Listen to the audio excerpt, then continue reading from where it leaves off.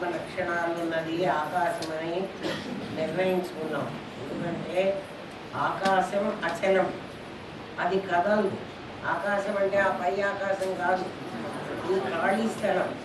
ఎందుకు కదలదు అంటే ఇది అంతటా తానే ఉంది, తానే ఉన్నది. కదలాలంటే అది కాని చోటు ఏదైనా కొంచెం కనపడితే కదులుతుంది. అట్లా విశ్వమంతా వ్యాపించిన ఆకాశం పరమాత్మ అందామనుకుంటే మనము అది పరమాత్మ కావడానికి వీలు లేదంటోంది పరమాత్మ.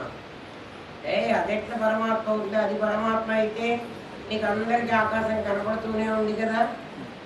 కనపడుతూ ఉన్నప్పుడు నేనొకటి నేను కనపడను కదా. నేనొకటి అదొకటి ఇద్దరం ఉంటే మళ్ళీ నేను ఏకం అని ఎట్లా అనేజత ఏకం అని నేను చెప్పుకున్నాను కదా. అందుకని ఆకాశం నేను కావడానికి వీల్లేదు, దానికి సర్టిఫికేట్ ఇవ్వను అని. ఎందుకు ఇవ్వని మళ్ళీ మనం క్వశ్చన్ చేస్తాం. మనం అట్లాంటి వాళ్ళమే కదా. అంటే శుద్ధం, బుద్ధం, ముక్తం అని 3 లక్షణాలు ఉన్నాయి. బంగారానికి ఎట్లాగైతే మెరుపు, పసిమి, బరువు అనే 3 లక్షణాలు ఉంటాయో కదా, అట్లా పరమాత్మకి 3 లక్షణాలు ఉన్నాయి. ఒకటి శుద్ధం, వాడిలో ఏ మాలిన్యం ఉండడానికి వీల్లేదు. మరి అహం బ్రహ్మాస్మి అని మాకు చెప్పారు కదండి, మేమంతా అహం బ్రహ్మాస్మి అని అనుకుంటున్నాం మీరు చెప్పినప్పటి నుంచి. పరమాత్మకు ఏ మాలిన్యం ఉండకూడదంటే మాకు ఎన్ని మాలిన్యాలు ఉన్నాయో చూడండి. ఉన్నాయా లేవా? అన్ని మాలిన్యాలు ఉండేప్పుడు నువ్వు అహం బ్రహ్మాస్మి అంటానికి వీల్లేదు. అందుకని నువ్వు ఎందుకు సాధించుకోవాలి అని చెప్తానంటే, నువ్వు అహం బ్రహ్మాస్మి అనే క్వాలిఫికేషన్ నీకు రావాలంటే శుద్ధం అనే క్వాలిఫికేషన్ నువ్వు ముందు సంపాదించుకోవాలి. శుద్ధం అంటే ఏమిటి? ఇప్పుడు నువ్వేం చేస్తున్నావు? నువ్వు ఎవరితోనో మాట్లాడుతున్నప్పుడు మీరు గమనించుకోండి. ఏ వ్యక్తితో మీరు మాట్లాడుతున్నా మీరుగా మాట్లాడండి. ఆ వ్యక్తితో మీకున్న రిలేషన్షిప్ని బట్టి మాట్లాడతారు కదా. రిలేషన్షిప్ టెంపరీ కదా. రిలేషన్షిప్ ఇప్పుడు వచ్చింది. నువ్వు ఏ మాట మాట్లాడినా ఆ వ్యక్తితో నీకే సంబంధం ఉందో అంటే, ఆ నాన్నతో మాట్లాడేటప్పుడు తండ్రి కొడుకు సంబంధం, భార్యతో మాట్లాడేటప్పుడు భార్యాభర్త సంబంధం కదా, కూతురుతో మాట్లాడేటప్పుడు తండ్రి కూతురు సంబంధం.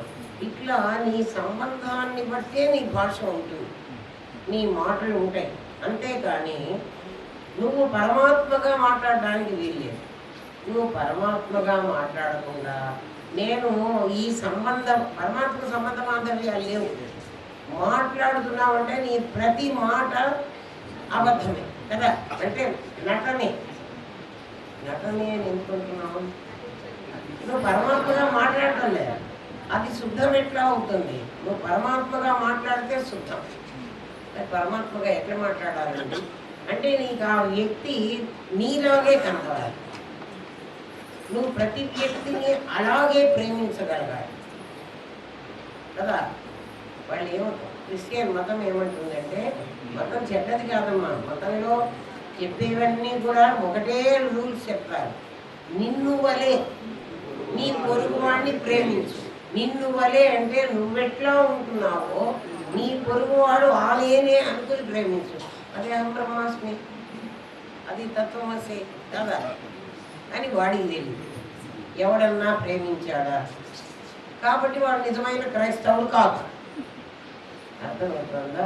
శుద్ధం అన్న పదానికి అర్థం అది. శుద్ధం పరమాత్మ లక్షణాల్లో మొదటిది శుద్ధం. ఏ మాలిన్యము ఉండకూడదు. మాలిన్యం అంటే ఏమిటి? పరమాత్మ కాకుండా ఏది ఉంటుందో అదంతా మాలిన్యం. అది కాకుండా ఏది ఉంటుందో అదంతా మాలిన్యం. చూడండి, మనకి ఏదైనా నేనుగా ఉంటే అంటే నాకు ఆరోగ్యం బాగుంటే కదా, ప్రతి మనిషి ఆరోగ్యంగా ఉన్నాడు అనుకోండి, అది వాడి ఒరిజినల్ రూపం. రోగం వచ్చిందనుకోండి, అది వాడి శుద్ధం కాదు. అంతేనా కాదా? రోగంలో జ్వరం రావచ్చు, తలనొప్పి రావచ్చు, మలేరియా రావచ్చు, టైఫాయిడ్ రావచ్చు, క్యాన్సర్ రావచ్చు, హార్ట్ అటాక్ రావచ్చు. అవన్నీ రోగం కాని దానితో సమానం కదా.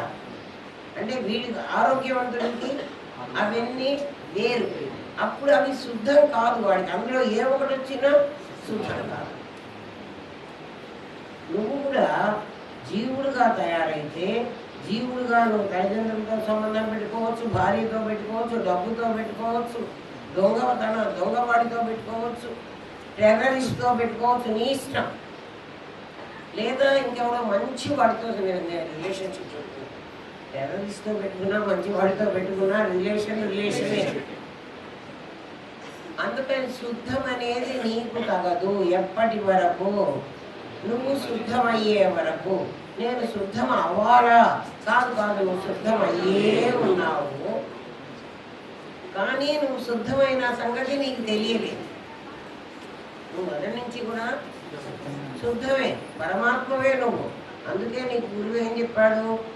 తత్తని ఎవరినైతే అంటున్నావో తొమ్మనే పేరుతో వాడే నీ లోపల ఉన్నాడు అని చెప్పాడు కదా. కాబట్టి నువ్వు శుద్ధమే. మరి నువ్వు శుద్ధం కాదు అని అంటున్నావంటే ఆ కాదు అన్నది నీకు కొత్తగా వచ్చేసేది. అర్థమైందా? పరమాత్మలో మొదటి లక్షణాల్లోనే నువ్వు ఫెయిల్ అయింది. ఇంకో ఆకాశం పాస్ అయింది, నీకంటే అది బెటర్. ఎందుకని? అది శుద్ధం. ఆకాశం శుద్ధం ఎందుకండి? దాంట్లో గాలి తిరుగుతోంది కదా, ఆ గాలి చెడ్డ గాలి మంచి గాలి ఏవో అన్ని రకరకాలు ఉన్నాయి కదా, కార్బన్ డైఆక్సైడ్ ఉంది, ఆక్సిజన్ ఉంది. అంటే ఎంతవరకు ఉంటే వాతావరణం ఎంతవరకు ఉందో అంతవరకే. అది దాటి మళ్ళీ ఆకాశం ఉంది కదా. పాదోస్య విశ్రాభూతాని త్రిపాదస్య అమృతం దివి కదా. ఏదైతే పాంచభౌతికమైందో అది అశుద్ధమైంది, దానికి అవతల బియాండ్ దట్ శుద్ధం. కాబట్టి ఆకాశం నువ్వనుకుంటున్నట్టుగా మాలిన్యం కాలేదు. శుద్ధం అనేటువంటి క్యారెక్టరిస్టిక్స్ ఆకాశంలో ఈ రోజు కూడా ఉన్నాయి కదా.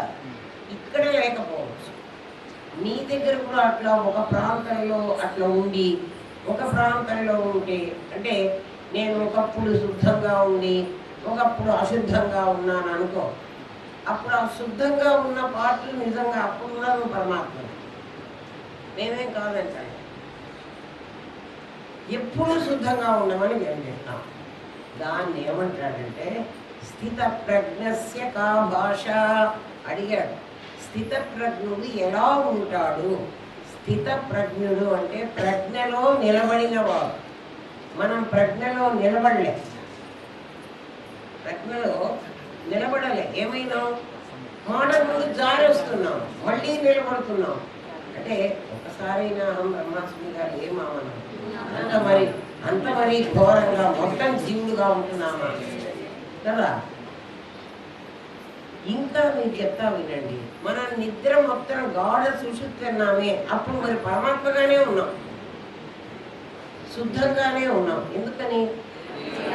మనకి ప్రపంచంతోనే సంబంధం లేదు. ఇంకా ఇంతకంటే నేను చెప్పడం ఇట్లా మీరే అర్థం చేసుకోండి. అంటే రోజులో కనీసం 6-7 గంటలైనా మనం నిద్రపోతాము. కాబట్టి 6-7 గంటలైనా మనం శుద్ధంగానే ఉన్నాం. మిగిలిన టైం ఉండటం లేదు. అందుకని పరమాత్మని ఎక్కడో వెతుక్కోకర్లే, నేను పరమాత్మగానే ఉన్నాను అని మీకు తెలియడానికి ప్రతి ఒక్కరు మీరు ఎన్ని గంటలు నిద్రపోతున్నారో అన్ని గంటలు మీరు పరమాత్మగానే ఉన్నారు. మరి అప్పుడు నాకు తెలియదు కదండి అని మీరు అడగచ్చు. నీకు తెలియక్కర్లే, ఎందుకంటే నీకంటే భిన్నంగా ఏదీ లేదు. కాబట్టి నువ్వు దేన్ని తెలుసుకోవాల్సిన అవసరం లేదు. నీకంటే భిన్నంగా ఏదైనా ఉంటే కదా నీకు తెలియాలి. అందుకే నీకేం తెలియకండి. మరి ఎందుకంటే నేను పరమాత్మనైతే పరమాత్మ లక్షణంలో సత్యం జ్ఞానం అనంతం అన్నారు కదండి. సత్యం అంటే ఎప్పుడు నిద్రపోయినా నువ్వు పరమాత్మే. ఇవాళ నిద్రపోతేనే పరమాత్మనే, రేపు నిద్రపోతేనే పరమాత్మే కాదు, అది లేదు. నువ్వు ఎప్పుడైనా నిద్రపో పరమాత్ముడు. ఎందుకని? నిద్రపోవడం అంటే ఏమిటి? మాగన్నుగా నిద్రపోవడం కాదు, నీకు ప్రపంచంతో కనెక్షన్స్ కంప్లీట్గా తెగిపోవాలి. అప్పుడు నువ్వు పరమాత్మ. అప్పుడు నువ్వేం మాట్లాడు. కళలో పరమాత్మ కాదు. ఎందుకంటే ఈ ప్రపంచం కాక కళ ఎందుకు వస్తుందో కూడా చెప్తాను. ఈ ప్రపంచంలో మనకి కనపడుతున్నది ఎదురు కదా. ఇవన్నీ మనం కల్పించుకున్న బంధాలు. మనం ఇన్ ద సెన్స్ మనస్సు కల్పించుకున్న బంధాలు. ఒక అమ్మాయి కల్పించింది మన ఇంట్లోనే. ఈ అమ్మాయి నా భార్య అనేది నేను కల్పించుకున్నాను. ఈయన నా తండ్రి, ఇది నా తల్లి, వీడు నా మనవడు, ఇది నా కూతురు. ఇవన్నీ నేను కల్పించుకున్న బంధాలు. అంటే నేను తెలివితో కల్పించుకున్న బంధాలు. కళ ఏమిటి అంటే నాకు తెలియదు. స్వప్న ప్రపంచం మొత్తం నాకేం తెలియదు. అంటే ఏం కలుస్తుందో నీకు తెలుసున్నాను. నీ ఇంట్లో కనపడ్డ అమ్మాయి నీ భార్యో, నీ చెల్లెలో, నీ తల్లో, నీ కూతురో నీకు తెలుసు. కళ్ళలో కనిపించిన వాడు నీకు తెలియదు. నీకు తెలియకుండా ఒక ప్రపంచాన్ని సృష్టించుకున్నావు కదా. ఆ ప్రపంచంలోనే నువ్వు ఉంటున్నావు. అందుకని అది కాదు. జాగ్రత్త ప్రపంచమైన స్వప్న ప్రపంచమైన ప్రపంచమే కదా. ఇది ఆభాసే, అది ఆభాసే. ఇది ఎప్పుడు ఆభాస అవుతుంది? నీకు రియలైజేషన్ వచ్చిన తర్వాత ఇది ఆభాస. అది ఎప్పుడు ఆభాస అవుతుంది? నీకు మెడుకో వస్తే రెండు ఆభాసలే కదా. ఆభాస అంటే ఏంటి? పర్మనెంట్గా ఉండేది కావు, ఎప్పటికీ ఉండవు. మరి స్థితప్రజ్ఞుడు అంటే అర్థం ఏమిటి అంటే నువ్వు ప్రజ్ఞానం బ్రహ్మ. పరమాత్మ ఏం చెప్పాడు? పరమాత్మ అంటే ఎవడు? ప్రజ్ఞానం. ప్రజ్ఞానం బ్రహ్మ అని చెప్తోంది వేదం. ఆ ప్రజ్ఞ అందులోనే స్థిత ఉండిపోతాడు వాడు. అంటే ఇప్పుడు మనం 7 గంటలు ప్రజ్ఞలో ఉంటున్నాం. మిగిలిన 24 గంటల్లో ఆ 7 గంటలు పోతే మిగిలిన గంటలు ప్రజ్ఞలో ఉండటంలా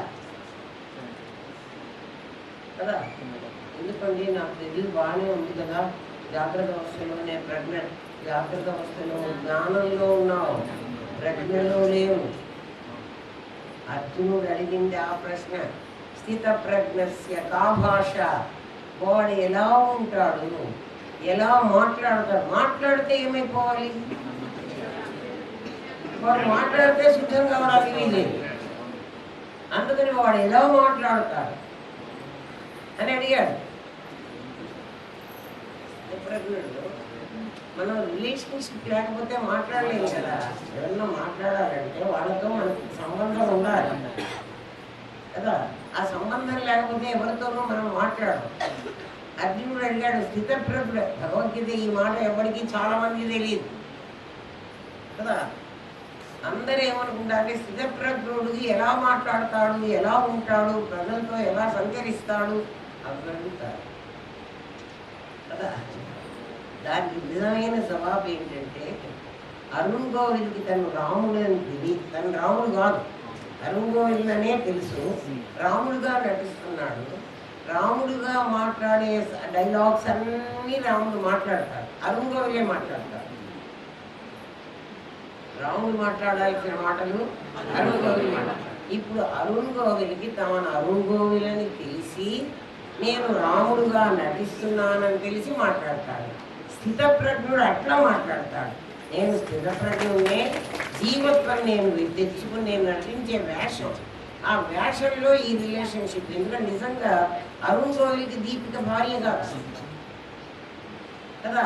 సీతే అంటున్నాడు కదా. ఆ అమ్మాయిని ఎవరినన్నా సీతే అంటే ఊరుకుంటుంది అది కదా.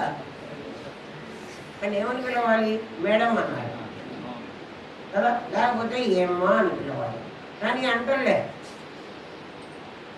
ఏమంటున్నాడు అంటే ఎంత సంబోధన, ఎట్లా మాట్లాడుతున్నాడు. ఒక భర్త ఒక భార్యని ఎలా పిలుస్తాడో అలా పిలుస్తున్నాడు. తనకి లోపల తెలుసు. అందుకని ఎవరితో మాట్లాడకుండా నిద్రపోతూ ఉన్న నీవులాగా కాకుండా అహం బ్రహ్మాస్మి అన్న క్వాలిఫికేషన్ నీకుంటే నేనెప్పుడూ పరమాత్మనే నేను జీవుడుగా నటిస్తున్నాను అని నువ్వు ఏం మాట్లాడినా ఆ కర్మఫలం నిన్నంటాడు. అదే భగవద్గీత ఏం చెప్పిందంటే కర్మణ్యకర్మయ పశ్యే, కర్మ చెయ్యి, కర్మలో అకర్మను చూడు. కర్మ చెయ్యొద్దని చెప్పలే, ప్రతిదీ నువ్వు చెయ్యి. చేస్తూ కూడా నువ్వు ఎలా ఉండాలి? కర్మ చెయ్యటం లేదు అని ఉండాలి. అంటే రాముడు చేసేటువంటి పనులన్నీ చేశాడు. ఎక్కడెక్కడ అడవికి పోయినా, ఇప్పుడు నీకు పట్టాభిషేకం చేస్తాం రేపు పొద్దున అన్నారు. రాముడు చాలా సంతోషపడ్డాడు, పట్టాభిషేకం చేస్తాడు. సీత కూడా చాలా సంతోషపడింది. ఇంకా కాసేపటికి తెల్లవారేటప్పటికి నీకు పట్టాభిషేకం లేదు, నువ్వు అడవికి పో అన్నారు. పోనీ ఊళ్ళో ఉన్నా ఉండని చెప్పలే. అయినా రాముడికి బాధ కలగలే. అరుణ్ గోవిల్ నిజంగా రాముడైతే, రాముడికి కలిగిందో లేదో మనకు తెలియదు, వాల్మీకి మహర్షి మనకు ఏం రాశాడో మనకు తెలియదు. నిజంగా రాముడైతే ఏమనుకుని ఉండేవాడో. కానీ అరుణ్ గోవిలే. అందుకని అప్పుడు సంతోషం వెలిబుచ్చలే, ఇప్పుడు దుఃఖం వెలిబుచ్చలే. వెంటనే బయలుదేరిపోయాడు. నువ్వు రాజదుస్తులు కట్టుకోకూడదు, కట్టుకోను. ఎందుకంటే రాజదుస్తులు గ్రీన్ రూమ్లో నాకే తగిలిచ్చారు, నార చీరలు వాళ్ళే తగిలిస్తారు. ఇది అయిపోయిన తర్వాత నా రెగ్యులర్ సూటు బూటు నేను వేసుకోవచ్చు కదా. నీవు అలా ఉండాలి. నాకు ఈ విషయం ఒక స్పాట్ వాల్యుయేషన్లో తెలిసింది. ఒక స్పాట్ పేపర్లు దిద్దడానికి మేము వెళ్ళినప్పుడు, అప్పుడు రామాయణం వస్తుంది. నేను సాధన చేసుకునే రోజులు రామాయణం వస్తూ ఉంటే మా స్టాఫ్ అందరూ కూడా అసలు మామూలుగా స్పాట్ వాల్యుయేషన్కి ఒకసారి లోపలికి వెళ్ళిపోయిన తర్వాత మమ్మల్ని ఎవరిని బయటికి రానివ్వరు, రాకూడదు కూడా. మేము కూడా రాము, అసలు మాకేం పని ఉంటుంది పేపర్లు దిద్దడానికి వెళ్ళాం. కానీ రామాయణం వచ్చే టైంకే మన అందరి ఇళ్లలో టీవీలు ఉండవు, ఎవరో కొంతమంది ఇళ్లలో ఉండేవి. టీవీ చూడాలి మేము. రామాయణాన్ని అసలు వదులుకోరు. చాలామంది అట్లాగే చూశారు ఆ రోజుల్లో. మేమందరం కూడా పర్మిషన్ అడిగి అన్ని మా పేపర్లన్నీ అక్కడే పెట్టి, కొత్త ఊరు కదా మాకెవరు పరిచయం కూడా ఉండరు. ఆ పక్కింట్లోనో ఎదురింట్లోనో ఎక్కడో ఎవరింటికోనో మీ ఇంట్లో మేమందరం వచ్చి టీవీ చూస్తామంటే వాళ్ళు పర్మిట్ చేశారు మమ్మల్ని.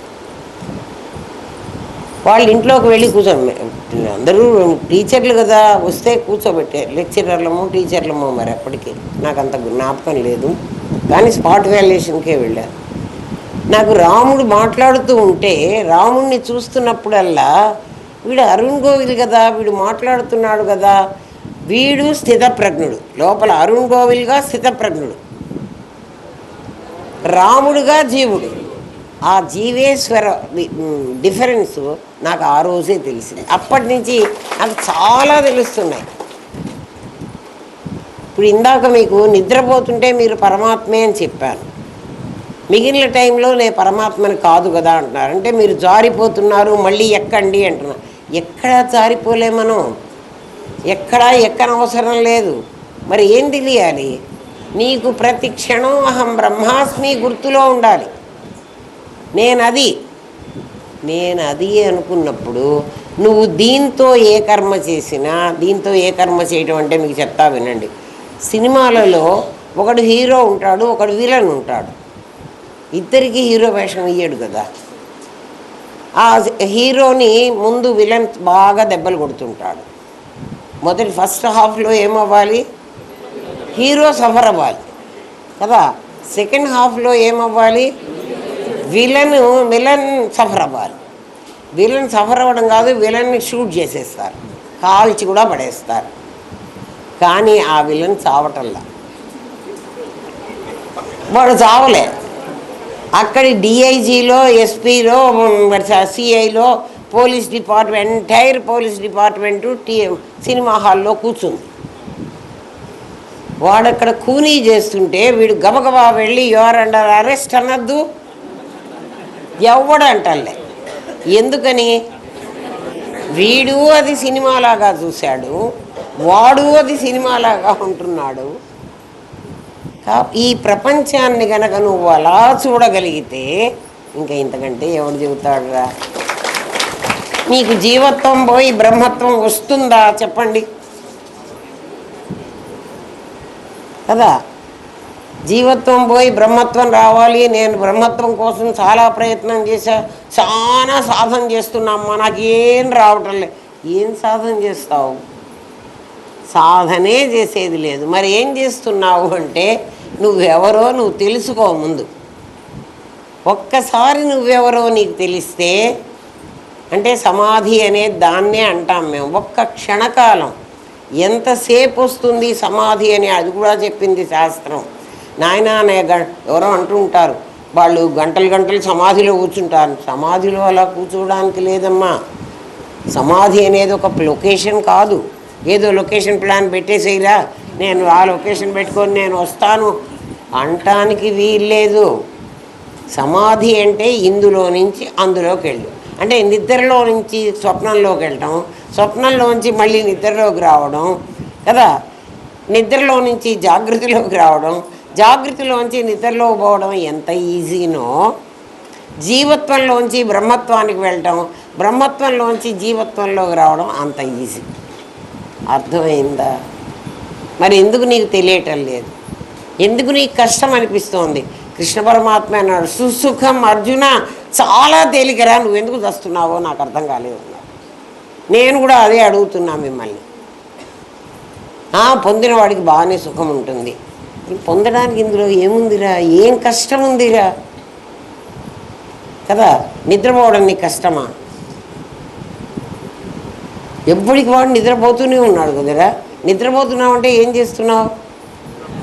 నువ్వు పరమాత్మ అయిపోతున్నావు. మరి నాకు తెలియలేదు కదండి పరమాత్మ అయినట్టుగా. అంటే తమస్సు అనే గుణాన్ని బాగా మీదేసుకుంటే చూడండి, నిద్ర ఎవరికైనా చీకటిగా ఉంటుందా వెలుతురుగా ఉంటుందా? మరి నిద్రలో వెలుతురుని సంపాదించుకో. స్వప్న జాగృతం అంటాడు దాన్ని, సుషుప్తి జాగృతం అంటాడు. సుషుప్తిలో నువ్వు నేను ఈ తమస్సులో లేను, నేను రజస్సులో ఉండను, నేను సత్వంలో ఉండను, అహం బ్రహ్మాస్మి అని అనుకో. అంత అనుకోవడానికి ఇంకా ఏం చెప్పారో చెప్పనా? శాస్త్రం మన కోసం ఎంత కష్టపడి ఎంత దిగొచ్చి మాట్లాడిందో చెప్తాను మీకు. మీరు చదువుకోలేదు కాబట్టి మీకు అర్థం కాదు. ఎవడూ చదువుకోలేడు. గురువు చెప్పిన ఆగమమే ఇదంతా. గురువు చెప్పాలి, శిష్యుడికి రావాలి. స్వప్నంలో నువ్వు జాగ్రత్తలో వ్యవహారంలో నువ్వు వెళుతున్నావు అనుకో, ధ్యానం చేసుకుంటూ ఋషులు చెప్పారు ఈ మాట. ఒరే నాయన, ధ్యానం చేసుకుంటూ పడుకోరా. ధ్యానం చేసుకుంటూ నిద్రపోయినావు అనుకో, ఖచ్చితంగా ధ్యానం చేస్తూ మెళుకో తెచ్చుకుంటావు. అది కూడా నిన్ను పాపం ఎగ్జామ్ చేసింది. అంటే అర్థం ఏమిటి? నువ్వు ధ్యానం చేస్తూ పరమాత్మలోకి వెళితే సత్వంలో వెళుతున్నావు. మళ్ళీ ధ్యానం చేస్తూ, దానికి ఉదాహరణ ఏం చెప్పారంటే శాస్త్రం చెప్పింది ఈ మాట ఏమిటంటే, నీకు ఎప్పుడైనా కష్టం వచ్చిందనుకో, చాలా ప్రాబ్లం ఏదైనా వచ్చింది, దాన్ని నువ్వు మర్చిపోలేవు. పడుకున్నప్పుడు కూడా నువ్వు ఆ కష్టాన్నే జ్ఞాపకం చేసుకుంటూ ఉంటావు. నీకు అన్ఎక్స్పెక్టెడ్గా నిద్ర వస్తుంది, కానీ నువ్వు మళ్ళీ రేపు పొద్దున లేచేటప్పటికీ నీ కష్టమే గుర్తొస్తోంది కదా. ఏ ప్రాబ్లం అయినా ఒక ప్రాబ్లంతో నువ్వు స్వప్నంలోకి వెళితే, అంటే ఆల్రెడీ నువ్వు వేసేసుకున్నావు, అదే ప్రాబ్లంతో మెళుకువలోకి వస్తున్నావు. అప్పుడు ఆ పీరియడ్ అంతా నీకు ధ్యాన స్థితిలో ఉన్న పీరియడ్ అని చెప్పింది శాస్త్రం. ఇంతకంటే ఎవరు చెప్తారు? నువ్వు అది కూడా చేయటం లేదు కదా. నువ్వేమనుకుంటున్నావు అంటే, నేను ఒక చోట కూర్చొని మెడ గొంతు ఇవన్నీ స్ట్రైట్గా పెట్టి ఇట్లా కూర్చుంటే ఒక వయస్సులో ఇట్లా కూర్చోగలవేమో, కానీ నా వయస్సు వచ్చేటప్పటికి ఖచ్చితంగా వెన్నెముక వంగిపోతుంది. ఎందుకంటే దీన్ని ఎత్తిన మనం ఇంత బరువు వేసాం. ఏం బరువు వేసామండి? బరువు ఎప్పుడు ఈ మూడే, మీరు ఒకటే గుర్తుపెట్టుకోండి. అవి మిమ్మల్ని వెంటబడుతుంటాయని మీరు ఎట్లా చెప్తారంటే, కాస్త ఫిలసాఫికల్గా తెలిసిన వాడు ఎవడైనా మనకు కనపడితే, ఒక గురువనో ఎవరో ఒక పెద్ద మనిషి ఎవడో కదా. ఒక జ్యోతిష్య శాస్త్రం, ఒక హస్తసాముద్రికం ఏ చూసేవాడన్నా రాని వెంటనే మనం చూపిస్తాం. నాకు చెప్పండి, ఏం చెప్పాలి నీకు? భవిష్యత్తే. ఏంది భవిష్యత్తు? నేను ఎట్లుంటాను, నాకు ఎన్ని డబ్బులు వస్తాయి కదా, నా వ్యాపారం ఎట్లుంటుంది, నా పెళ్ళాం ఎట్లుంటుంది.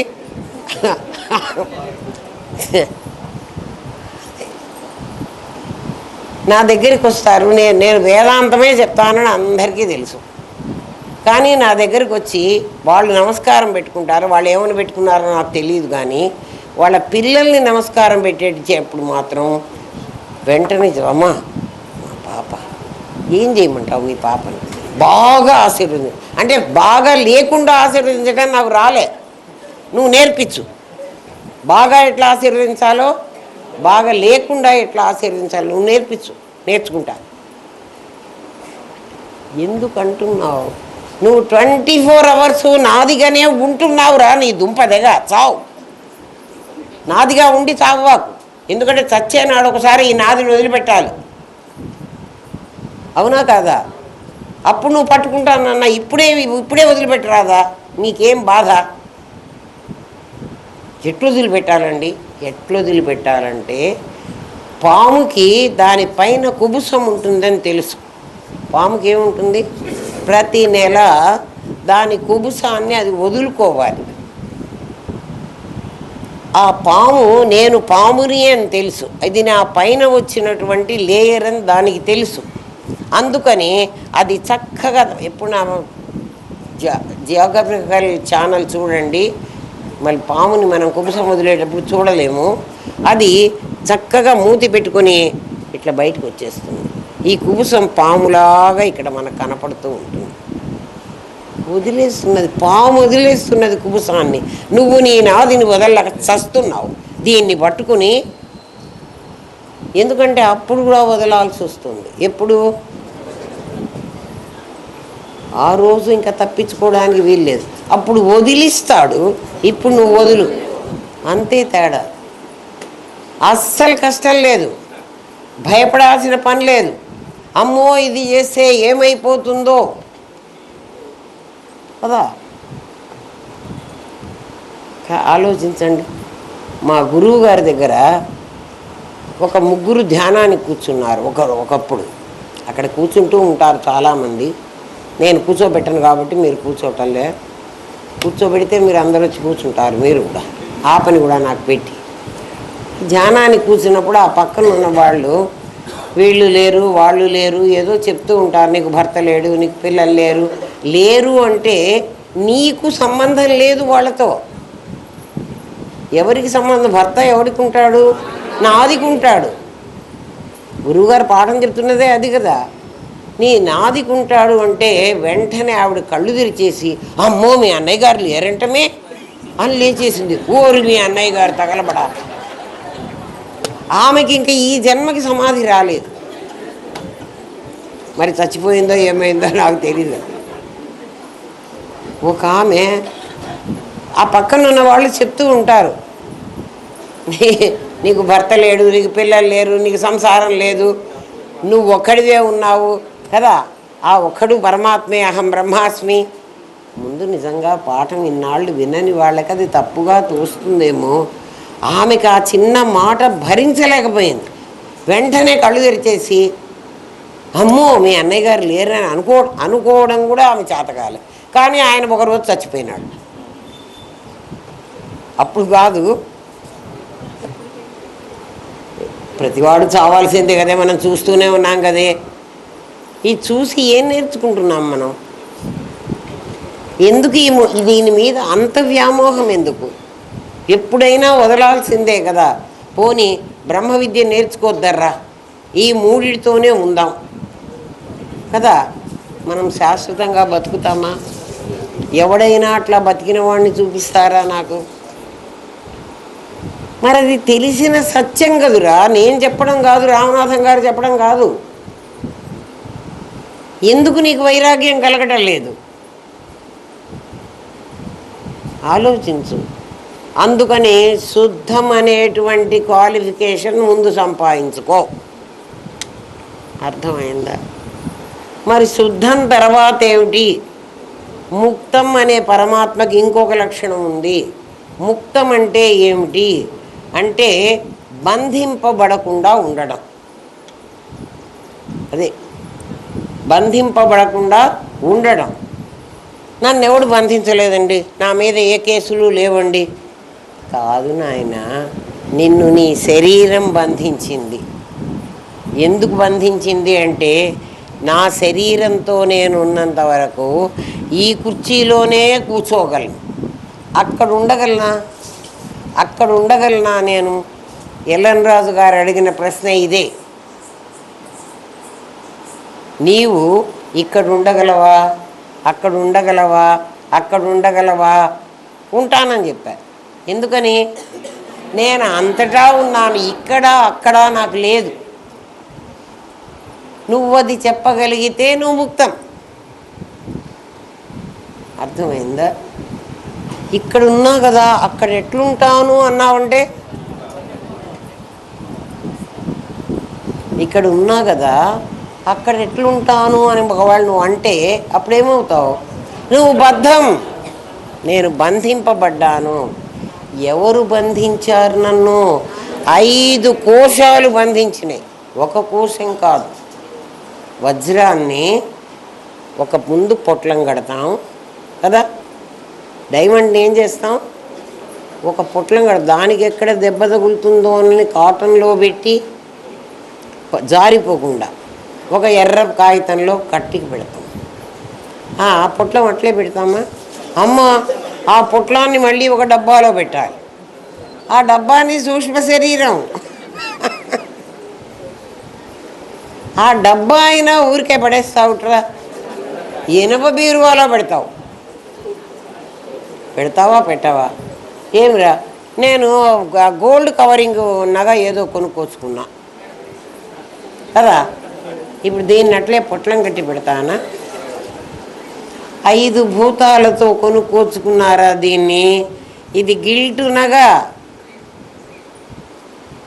దీన్ని ఎక్కడ పెట్టక్కడ చూడు, ఎక్కడంటే ఎక్కడ పడేసాం. గాల్లో పడేసాం, నీళ్లలో పడేసాం, నిప్పులో పడేస్తున్నాం. ఆ లోపల ఉన్న దాన్ని ఎక్కడ దాచిపెట్టాం? 5 కోశాలు వాటిల్లో భద్రంగా దాచిపెట్టి. పరమాత్మ మామూలు వాడా? ఆ పరమాత్మ నీకు బయటపడాలంటే ఈ 5 కోశాల తొడుగు తీసేయాలి. అమ్మో, ఇది తీసేస్తేనే బతకనండి అంటావు కదా. అందుకని మేము దీన్ని తీసేయకుండా, లోపల నాకు వజ్రం ఉంది కదా, నేను పైన ఈ తొడుగులన్నీ వేసుకున్నాను. ఈ తొడుగులకి ఈ రిలేషన్షిప్స్ ఉన్నాయి. ఇప్పుడు నేను మాట్లాడుతున్న మాటలన్నీ తొడుగులు చేస్తున్న పని. తొడుగులు జన్మం చెయ్యలేవు. మళ్ళీ లోపల నా చేతనం అంటే నా శక్తిని తీసుకుని అత్తగారి సొమ్ము అల్లుడు దానం చేస్తున్నాడు కదా. ఏమిరా దానం అత్త సొమ్ము అల్లుడు దానం చేశాడంటారు చూడండి. ఎవడి సొమ్ము వాడు కాదు, వాడి సొమ్ము. ఇప్పుడు నేను మాట్లాడుతున్నానంటే ఇదంతా వీడు కాదు మీరందరూ అంటారు అమ్మగారు చెప్పారు ఇదంతా అని. నేనేం చెప్పడంలే. లోపల నోరు లేని వాడు ఒకడు ఉన్నాడు. ఓ నోరున్న వాడిని మైక్గా తీసుకున్నాడు. వీడు మీడియా. ఈ మీడియా వాగుతోంది. మన ఇంట్లో టీవీ మాట్లాడుతూ ఉంటే అక్కడెక్కడో టీవీ స్టేషన్లో వాడెవడో దాన్ని రిలే కాదు, దాన్ని ఏమిట్రా టెలికాస్ట్ చెయ్యకపోతే నేను చూడలేను. నేను చూస్తున్నది మా ఇంట్లో టీవీ. నువ్వు నాకు మంచి విషయాలు చెప్తున్నావే, నీకు నేను దండం పెడతాను, ఓసారి దండం పెట్టుకుపోని. టీవీ నాకు దండం పెడితే అంతే మీకు వచ్చేది. అబద్ధం కాదు నేను చెప్తున్నది. అక్కడ వాడు కనుక రిలే చేయకపోతే వీడి పని ఖాళీ, ఆగిపోతాడు. ఏం మాటలు రావు వాడికి. మరి ఇప్పుడు ఏం మాట్లాడుతున్నారండి? పరమాత్మతో పరమాత్మవే నువ్వు అని మాట్లాడుతున్నాడు. నువ్వు పరమాత్మవే అని నీకు కన్ఫర్మ్ చేయిస్తున్నాడు. అర్థమైందా? మన ఇద్దరికి రిలేషన్షిప్ లేదు. ఎందుకని? నేను చెప్పేవాడిని నువ్వు వినేవాడివి కావు కదా. మీకు వినపడదు కాబట్టి నన్ను ఎత్తుగా కూర్చోబెట్టారు. నేను కనపడకపోతే మీరు మాట వినరు కదా అని. టీవీ మన ఇంట్లో ఎక్కడ పెడతాము?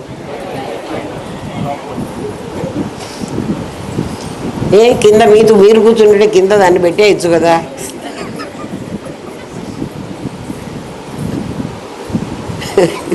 అవునా కాదా? ఇట్లా ఆలోచించండి రా. పరమాత్మ మీకు చాలా తేలిగ్గా తెలుస్తాడు కదా. మేమేం చదువుకోలేదు, అసలు చదువు అవసరమే లేదు దీనికి. మరి చదువు ఎందుకండి? మీరు అన్నీ మాకు కొటేషన్లు ఇస్తారంటే నేను చెప్పే మాట మీద మీకు నమ్మకం కలగాలంటే ఋషులు కూడా ఇదే చెప్పారా కదా. వాళ్ళు చెప్పింది నేను చదువుకున్నాను, అది మీకు చెప్తున్నానంటే ఇవి నా మాటలు కావు, వాళ్ళెవరో పెద్దలు చెప్పారు కాబట్టి మీరు పెట్టే నమస్కారం కూడా వాళ్ళకి చెందుతుంది. టీవీకి మనం దండం పెట్టకూడదు. ఆ టీవీ ఏం చేస్తుందో కదా, అది టీవీ గొప్పతనం కాదు.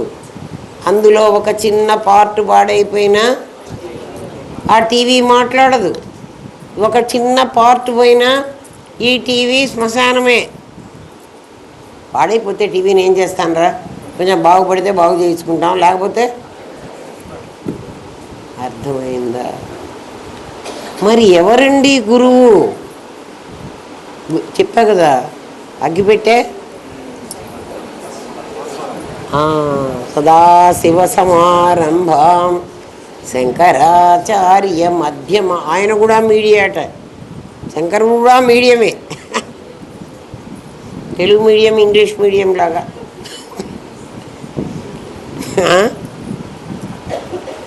అస్మద్ ఆచార్య పర్యంత. నా ఆచార్యుడు కూడా నాకేం ఆచార్యుడు కాదు. అందుకే శంకర భగవత్పాదులు ఏమన్నారంటే గురుర్నైవ శిష్య. గురువు శిష్యుడు ఇద్దరు లేరు పోరా అన్నాడు. మరి ఎవర్రా ఉన్నది? చిదానంద రూప శివోహం శివోహం. ఆలోచించండి రా. ఇంత చెప్తే ఇంకా నాకు రాలేదు అంటే నన్ను ఏం చేయమంటారా? ఇంకా హిరణ్యకశిపులు అయితే దేవుడు ఎక్కడున్నాడురా అని అడిగితే ఆ దేవుడిని మాకు చూపించు అని మీరు వచ్చి కూర్చుంటే నేనేం చెప్పను, మీకు ఎక్కడా చూపించాను దేవుణ్ణి కదా. అందుకని మీరు అట్లా అడుగుతున్నప్పుడు ఇంకేం చేస్తామంటే పెద్దలందరూ ఏం చేస్తారంటే నాయన తిరుపతిలో ఉన్నాడురా, పోయిరారా, కాశీలో కూడా ఉన్నాడు చూసిరారా, రామేశ్వరంలోనే దేవుడు ఉన్నాడు. అబద్ధం చెబుతున్నారు మీకు. ఎందుకని వాడు కాశీలో, తిరుపతిలో, రామేశ్వరంలో మాత్రమే ఉండేవాడు కాదు. మరి ఎక్కడుంటాడు? నువ్వు ఎవరిని చూస్తే వాళ్ళు వాడే ఉన్నాడు. నాకు దొంగవాడు కనిపించాడండి, దొంగవాడిలో కూడా వాడే ఉన్నాడు రా కదా. నాకు మంచివాడు మంచివాళ్ళు కూడా వాడే ఉన్నాడు రా. నాకు చిన్న పాప కనిపించింది, పాపలో కూడా వాడే ఉన్నాడు రా. నాకు ఒక ముసలివాడు కనిపించాడు, ముసలివాళ్ళు కూడా వాడే ఉన్నాడు రా. అది ముక్కుబడికైనా, నెక్లెస్ అయినా, గాజు అయినా. ముక్కుబడికి ఇంత చిన్నదండి, దాంట్లో కూడా బంగారమే ఉందండి. బంగారం లేకపోతే నా బంగారం నాకు ఇచ్చి నీ ముక్కుబడక నువ్వు తీసుకుపో. అర్థమైందా? ముక్కుబడక నువ్వే తీసుకో, బంగారం మాత్రం నాకు ఇచ్చేసి. ఇవ్వగలరా? ఇది కూడా అంతే. చెప్తా, ఇంకా ఈ పాఠంలో ఇదే వస్తుంది. ముక్తం. నీవెందుకు ముక్తం కాలేదంటే అహం బ్రహ్మాస్మి అని గురువుగారు అబద్ధం చెప్పలే నీకు. నువ్వు ముక్తం ఎందుకు కాలేదు అంటే 5 కోశాలు నిన్ను అడ్డం వేశావు. నీవు ఇది నేను అని నీకు తెలియకపోబట్టి, ఇదే నేను అని నువ్వు అనుకోబట్టి అది నువ్వు కాకుండా పోయినావు కదా. మనం స్వీట్ డబ్బా కొనుక్కొచ్చి, స్వీట్ డబ్బా అందరూ స్వీట్ డబ్బాలు కొనుక్కొచ్చుకుంటారు కదా, బాక్స్, స్వీట్ బాక్స్ కొనుక్కొచ్చి ఎవరికన్నా ఒకటి ఇవ్వకుండా ఆ బాక్స్ ఇవ్వకుండా ఎందుకంటే నేను అసలు పిసినాసి దాన్ని తలా ఒక ముక్క ఇస్తా కానీ అన్నీ నేను ఒకటికే ఇవ్వను. అందుకని ఒరే నువ్వు తీసుకోరా అంట. వీడు ఒక ముక్క తీసుకుంటాడు, అంతే కదా, డబ్బా అంతా ఎత్తుకోడు. ఎందుకని డబ్బా అంతా తీసుకుంటే ఆశపోతాను నేను అంటానేమో అని వాడి భయం, లేకపోతే తీసుకును. రే నిజం చెప్పండి రా కదా, మొత్తం డబ్బా నాకే ఇచ్చేస్తే ఏదో 4 రోజులు దాచిపెట్టుకునే తింటాను కదా. ఎప్పుడైతే నువ్వు ఒక ముక్క తీసుకున్నావో నీ ముక్క చాలా చిన్నదైపోయింది, నా దగ్గర ఉన్న పార్ట్ పెద్దదైపోయింది. అంతే కదా, నువ్వు తీసుకున్న ముక్క అందులో ఒక భాగం కదా నువ్వు తీసుకున్నావు. మిగిలిన నా దగ్గర ఉన్న భాగం చాలా పెద్దదైపోయింది. ఎప్పుడైతే నేను జీవత్వం అనే ఒక భాగాన్ని నేను ఇట్లా మూసేసుకున్నానో నేను చాలా అదంతా వ్యాపించిన వాడిని. ఎందుకంటే కొన్ని అనుభవించాలంటే నేను ఇంతే అనుభవించగలను. నేను ఆ మొత్తం నీళ్లు తాగాలంటే సాధ్యం కాదు, ఎందుకంటే నా చిన్న శరీరం. కొన్ని ప్రారంభం అంటే ఏమిట్రా, కొంత అనుభవించడానికి వచ్చాం మనం. అన్ని కష్టాలు నాకు పెట్టారనుకో ఏమిరా, పోనీ అన్ని సుఖాలు ఒక జన్మలోనే ఇచ్చేసాడు అనుకో, నాకు సుఖం అంటే విరక్తి పుడుతుంది. కష్టం తర్వాత సుఖం, సుఖం తర్వాత కష్టం రాబట్టి నేను హ్యాపీగా ఉన్నా కానీ దానికి గురువుగారు ఏమంటారంటే, నా గురువు చాలా గొప్పవాడురా, అసలు అలాంటి గురువు దొరకడం నాకు ఎంత అదృష్టమో. మా గురువుగారు ఏమంటారంటే, సుఖమే ఉండాలి అనుకుంటే వెంకటేశ్వర స్వామి దర్శనం 1 నిమిషం చేసుకోవడానికి మనం ఇంత కష్టపడిపోతాం. ఎవడైనా మనకు కావలసిన వాడు అక్కడ ఏ రమణ దీక్షితులు లాంటి వాడో ఉన్నాడు అనుకో, వెంకటేశ్వర స్వామి దగ్గర మనకు చాలా కావలసిన వాడు అనుకో, నువ్వు ఎంతసేపు వెంకటేశ్వర స్వామిని చూస్తావో నీ బుద్ధి పెట్టినంతసేపు ఆ ఎదురుగా నుంచోబెడతారా, నుంచో అన్నాడు అనుకోరా, నువ్వు ఎంతసేపు నుంచి ఉంటావు అని అడిగారు. చెప్పండి రా, 10 నిమిషాలు నీకు చాలా ఎక్కువ. నిజం చెప్పండి రా.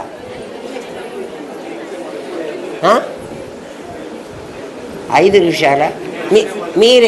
మీకు నిజంగా అటువంటి అవకాశమే వచ్చింది అనుకుందాం, కాసేపు నుంచోరు చూసేసాం కదా, ఇంకా చూసేటప్పుడు కూడా నీకొక్కడికే పర్మిషన్ ఇచ్చారు, మీ ఆవిడికి మీ పిల్లలకి ఇవ్వలే.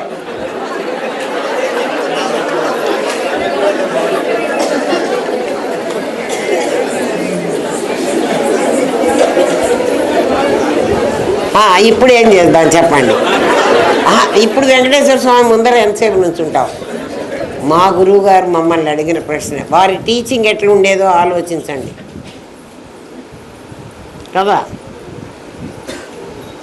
అప్పుడు నువ్వేమనుకుంటావు అంటే, నేను నుంచున్నది వెంకటేశ్వర స్వామి ముందే అయినప్పటికీ ఈ టైంలో కొద్దిగా టైం నా భార్యను కూడా ఈయన అలౌ చేస్తే బాగుండేది కదా, మా పిల్లల్ని కూడా నాకు 10 నిమిషాలు ఇచ్చే బదులు 5 నిమిషాలు మా ఇద్దరికి ఇచ్చేస్తే, నువ్వు వెంకటేశ్వర స్వామిని చూస్తూ ఆయన్ని దర్శిస్తూ ఆయనలో లీనమవడానికి నువ్వు ప్రయత్నం చేయలేదు. పోనీ నీ వాంట్స్ అయినా ఆయనకి చెప్పుకోలేదు. నీకు టైం ఇచ్చారు, నీ కోరికలు కదా, చెప్పుకోలేదు. మరి ఏం చేసావు? ఎవరిని వాడు టెస్ట్ చేసుకోండి. మీరు ఇప్పిస్తే అప్పుడు చూస్తాం, కాదు 10,000 కట్టి నువ్వు పోయినప్పటికీ వాడు నిన్ను ఆ నెట్టి బట్టి నువ్వు ఇంకా వాడు నన్ను చూపించుకోలేదే, నేను 1 నిమిషం అయినా నన్ను ఉంచలేదే, నేను చూసేవాడినే అని అనుకుంటున్నావు. దీనికి మా గురువుగారు మాకు ఎట్లా చెప్పేవాళ్ళంటే, విఐపి దర్శనాల వాళ్ళని వస్తారు, వాళ్ళ కోసం మన్ని ఆపేస్తారు, వాళ్ళకి ఇంత టైం ఇచ్చేస్తారు కదా. ఆ టైం ఇచ్చిన విఐపీలు స్వామిని దర్శించినప్పుడు మీరు చూడండి. మీకు చేతనైతే వాళ్ళ లోపల ఏమనుకుంటున్నారో కెమెరా అది మీరు దాన్ని బయట పెట్టగలిగితే ఆలోచించండి. దేవుడు కూడా అందుకే సుఖాలే ఇవ్వడు, కష్టాలే ఇవ్వడు. ఎందుకంటే మనది చాలా చిన్న శరీరం, లైఫ్ స్పాన్ కూడా చాలా చిన్నది, 100 years. ఎవడికి వాడు ఆలోచించుకోండి. నిన్న మొన్న మనకు బాల్యం గడిచింది, నిన్న మొన్న మనం కాలేజీకి వెళ్ళిన రోజులు మనకు గుర్తుకున్నాయి కదా, జాబులో చేరిన రోజులు గుర్తు ఉన్నాయి. ఎంత తొందరగా జీవితం అయిపోయింది. ఎవడికి వాడు ఆలోచించుకోండి. ఇంకా ఉండగలవా? ఈ ప్రపంచం అలాంటి దాంట్లో, అశాశ్వతమైన దాంట్లో ఇంకా ఇంకా కావాలని ఎందుకు అనుకుంటున్నావు? ఆలోచించు. నువ్వు ఆలోచించుకుంటే నీకు వైరాగ్యం వస్తుంది. నేను చెప్తే నీకు వైరాగ్యం రా. అంతా గడిచి బతికిన వాళ్ళు బాగానే మాట్లాడతారు, ఆవిడకేంటి కష్టం, హాయిగా ఉద్యోగం వచ్చింది, పెన్షన్ వచ్చింది, తింటోంది, ఉంటోంది కదా. నాకు ఉద్యోగమే రాలేదు, నన్నేం చేయమంటావు అని వాడు ఏడుస్తాడు ఒకడు. నాకు డబ్బులే లేవు, డబ్బులు ఉన్న వాళ్ళు అట్లే మాట్లాడతారు. కాదురా నాయన, ఉంటే నువ్వు కూడా ఇంతే చేస్తావు. నేను చేస్తాను, మీకేం తెలుసండి, ఏం చేయి. ఇప్పుడు నీ దగ్గర డబ్బులు ఉంటే నువ్వేమనుకుంటున్నావు? ఆ డబ్బులు పెట్టి ఏం కొనుక్కుంటావు చెప్పరా? ఇమ్మీడియట్ ఎవరికన్నా మీ దగ్గర 1,00,000 రూపాయలు వచ్చిందనుకో, ఇవాళ మీ ఆఫీస్లోనే, ఒరే నాయన నువ్వు చాలా బాగా వర్క్ చేసావు, నీకు నేను 1,00,000 రూపాయలు నేను ఇవ్వదలుచుకున్నాను, ఇస్తున్నాను అన్నారు అనుకోండి. కాసేపు వెంకటేశ్వర స్వామి దర్శనంలాగా ఏం చేస్తారు చెప్పండి? 1,00,000 రూపాయలు ఏం చేస్తారో అవి ఎవరికి వాడు ఆలోచించండి.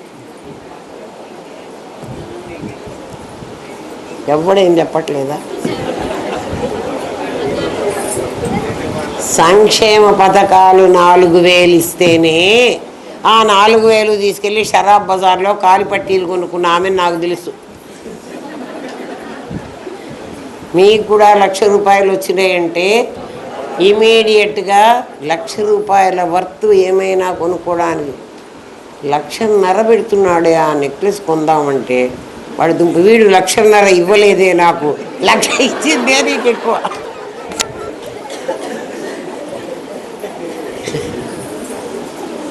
నీ మనస్సు అలాంటిది.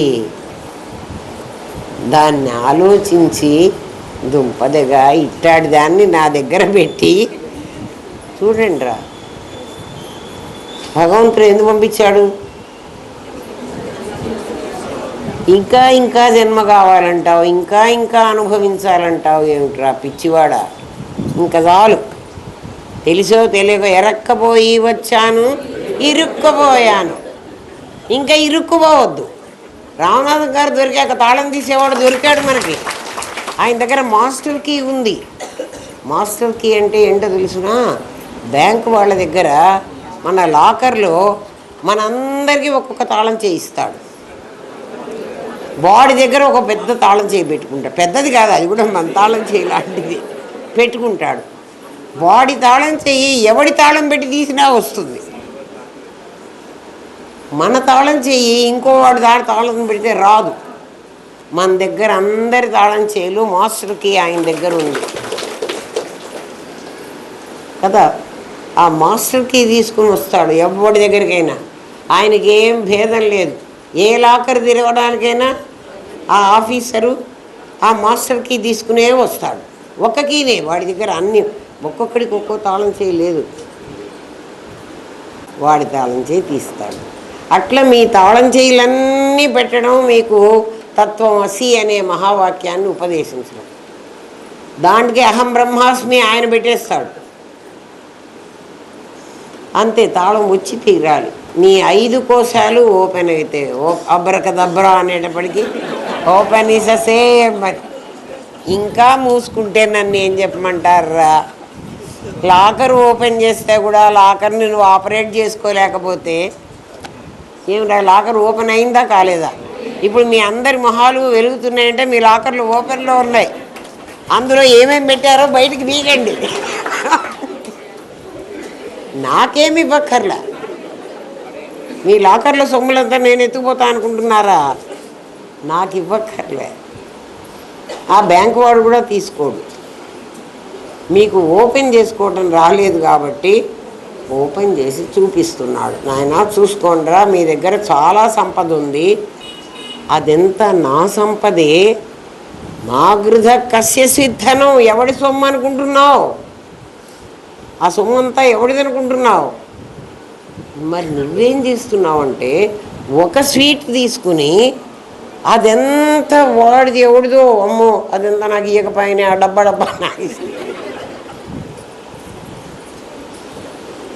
రే. నిజంగా సిన్సియర్గా ఎవడి గుండె మీద వాడు చెయ్యి వేసుకొని చూడండి రా. నేను చెప్తున్నది ఏమన్నా అబద్ధమా?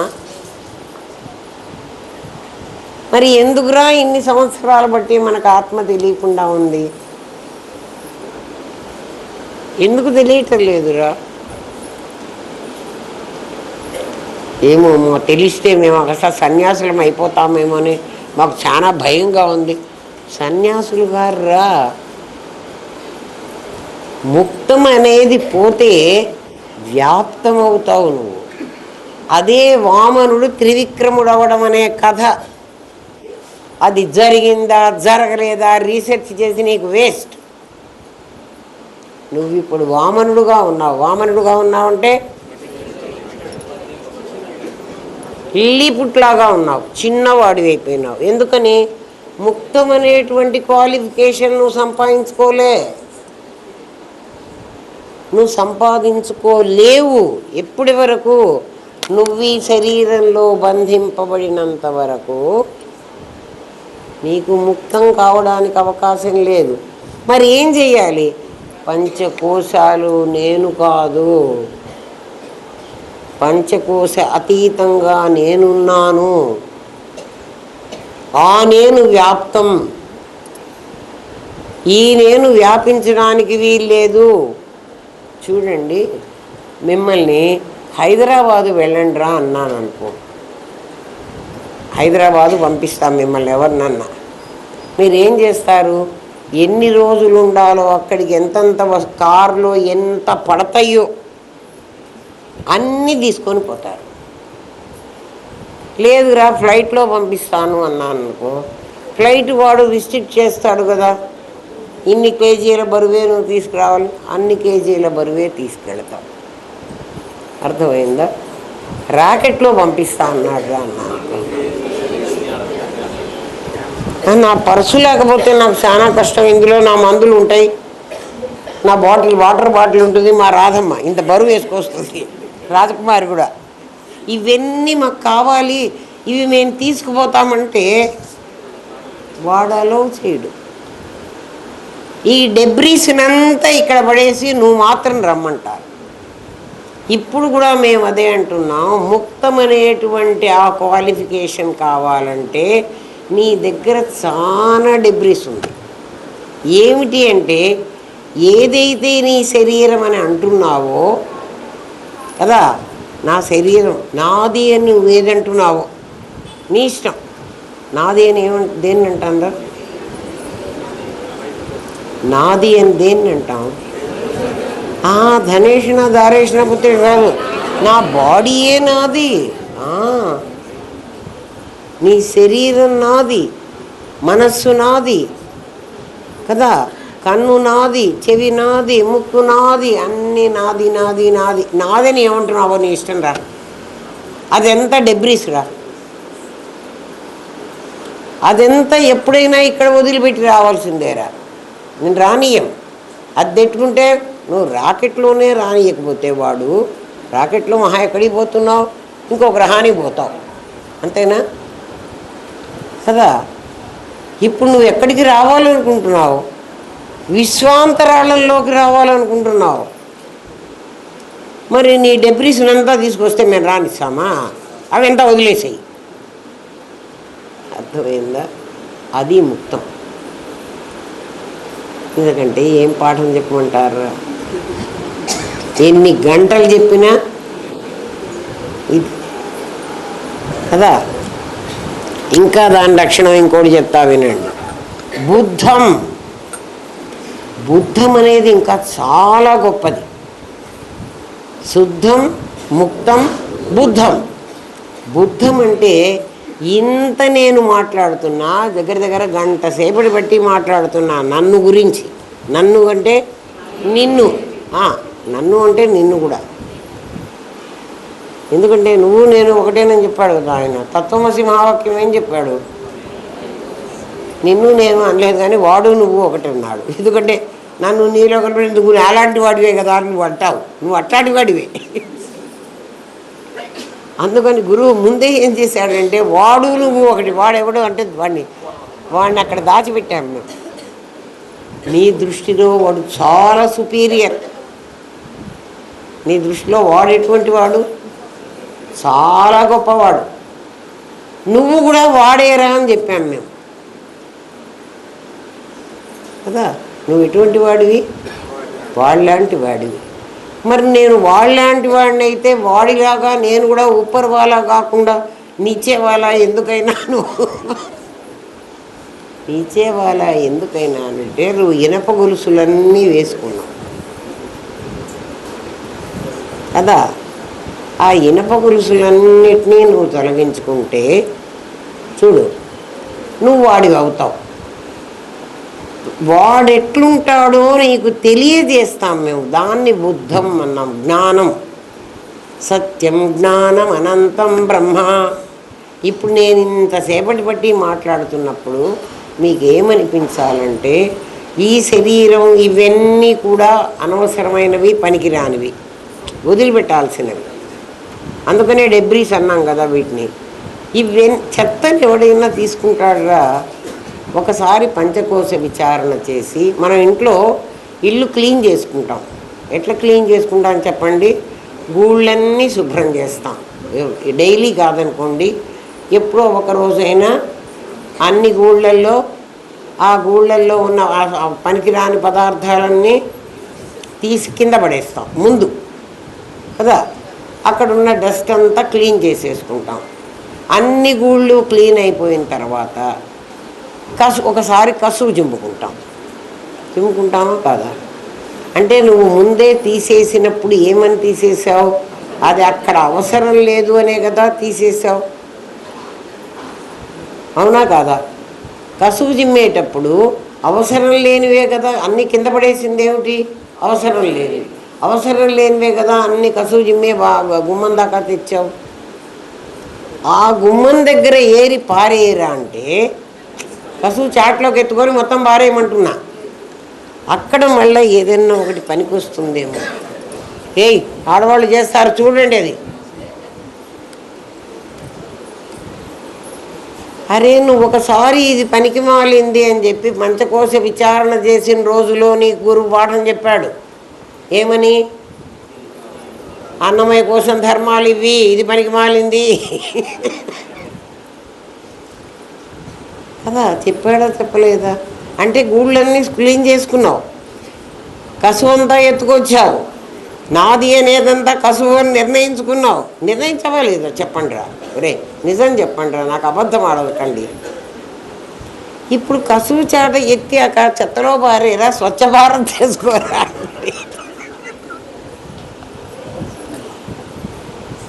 స్వచ్ఛ భారత్ చేసుకోరా అంటే ఆ చెత్త మళ్ళీ ఏరుకుంటానంటావు. ఇంక నన్నేం చేయమంటావురా? ఏంటో ఆడుకుంటూ పాడుకుంటూ వింటున్నారు. ఇది బ్రహ్మ విద్యనా సాధననా ఏమనుకోవాలో మరి మీ ఇష్టం.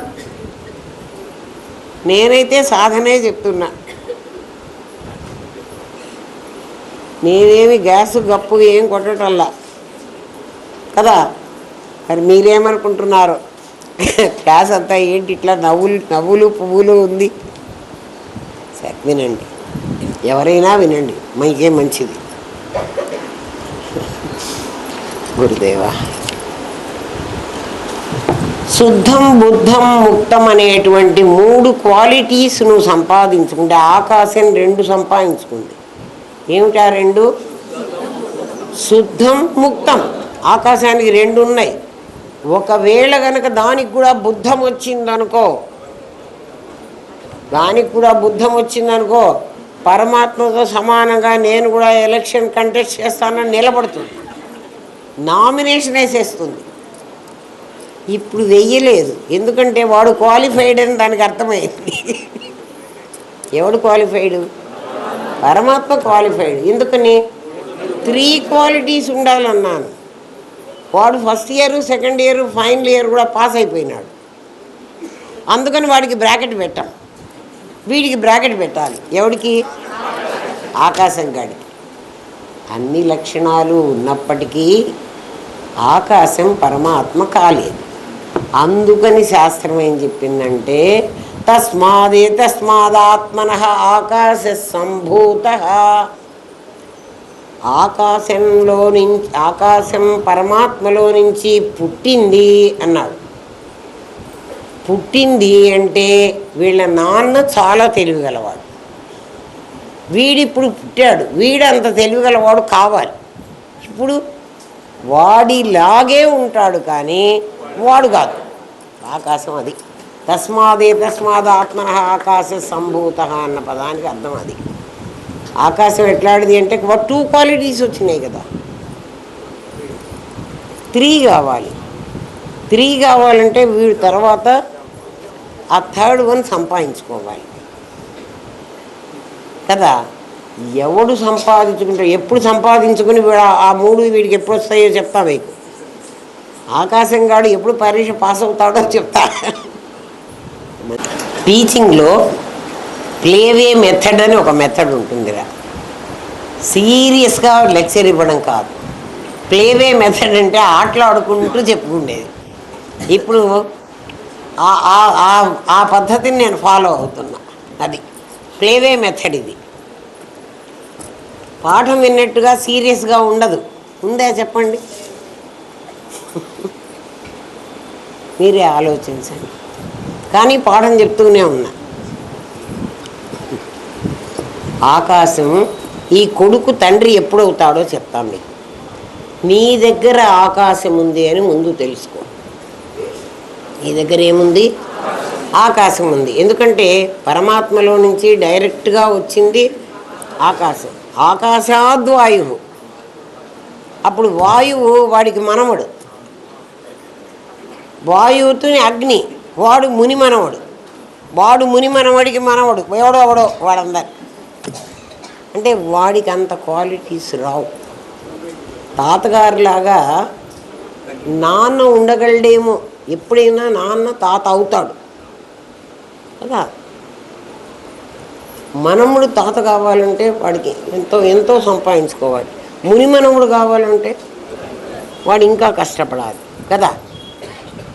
సరే, ఆకాశం 2 గుణాలు వచ్చి క్వాలిఫై అయింది అంతవరకే. 2 ఇయర్స్ కోర్స్ అయిపోయింది దానికి. 3rd ఇయర్ కోర్స్ ఇంకా దానికి రాలే. 3rd ఇయర్ కోర్సు రావాలంటే నీ దగ్గర ఉన్న ఆకాశాన్ని ముందు కనుక్కో. అంటే ఆకాశం నా దగ్గర ఎక్కడుందండి అంటే నీ అవయవాలన్నీ ఆకాశంలో వేలాడుతూ ఉన్నాయి. నీ శరీరంలో అవయవాలన్నీ ఎక్కడున్నాయి? ఆకాశం ఎక్కడుంది? నీ లోపల ఉంది. నీ లోపలే పేగులున్నాయి, ఊపిరితిత్తులు ఉన్నాయి, గుండె ఉంది. అవన్నిటి మధ్యలో ఖాళీ ఉంది. ఆ ఖాళీ నీళ్లతో నింపబడి ఉంది కదా. తర్వాత నరాలు, స్నాయువులు అన్నీ దాన్ని కట్టేసి పెట్టారు. ఇదంతా కూడా ఇప్పుడు ముక్తమై ఉన్నావు. నువ్వు ముక్తమై అంటే నువ్వేమిటి? బద్ధుడై ఉన్నావు. ముక్తం కాలేదు, నువ్వు బద్ధుడుగా ఉన్నావు. దేనివల్ల అంటే వీటన్నిటి వల్ల. అంటే ఆకాశం వాటన్నిటి వల్ల బంధింపబడ్డట్టుగా ఉంది. నిజంగా బంధించాలి. బంధిస్తే ఇక్కడ ఆకాశం ఉంటుంది కదా. అది ఇంకా చెప్తాను మీకు. మీ దగ్గరున్న ఈ ఆకాశాన్ని వ్యాప్తం చెయ్యాలి. ఎట్లా వ్యాప్తం చేస్తావు? నీ దగ్గర ఒక ఆకాశం ఉంది. ఆకాశం ఉందంటే ఈ అవయవాలన్నిటి మధ్యలో ఆకాశమే ఉంది. ఇక్కడ కూడా ఆకాశమే ఉంది కదా. దాన్ని నువ్వు ఎలా అర్థం చేసుకోవాలంటే, బజారుకి వెళ్ళి కుండల వాడి దగ్గరికి వెళ్ళు. కుండలు అమ్ముతాడు. కుండలు అమ్మేవాడి దగ్గర ఒక ఆమె ఒక కుండ కొనుక్కుంది కదా. కుండ కొనేటప్పుడు కుండలో ఖాళీ ఉంది. కుండలో ఏముంది? ఖాళీ ఉంది. కుండ కొన్న తర్వాత ఆమె వెంటనే నీళ్లు పోయలే కుండలో. ఆ కుండ చేత్తో పట్టుకుని ఆమె వెళుతోంది ఇంటికి. కుండ కొన్నప్పుడు కుండలో ఖాళీ ఉంది. జాగ్రత్తగా గమనించండి. కుండ కొన్నప్పుడు కుండలో ఖాళీ ఉంది. ఆమె చేతిలో పట్టుకుని పోతున్నప్పుడు ఈ ఖాళీ పక్కకు పోయి మళ్ళీ కుండలో కొత్త ఖాళీ వచ్చి చేరిందా? మరి ఈ ఖాళీయే ఈమె వెంట వస్తుందా? మరి ఏమైంది చెప్పండి. నాకు అర్థమయ్యేది చెప్పండి. అందరూ ఒకటి మాట్లాడితే నాకు తెలియదు. చెప్పండి. ఏమ్మా? ఖాళీలో కుండ ఉంది. కుండ ఎక్కడికి వెళుతుంటే అక్కడ ఖాళీ వస్తున్నది కదా. కుండ ఎక్కడికి వెళుతుంటే అక్కడ ఖాళీ వస్తున్నది కదా.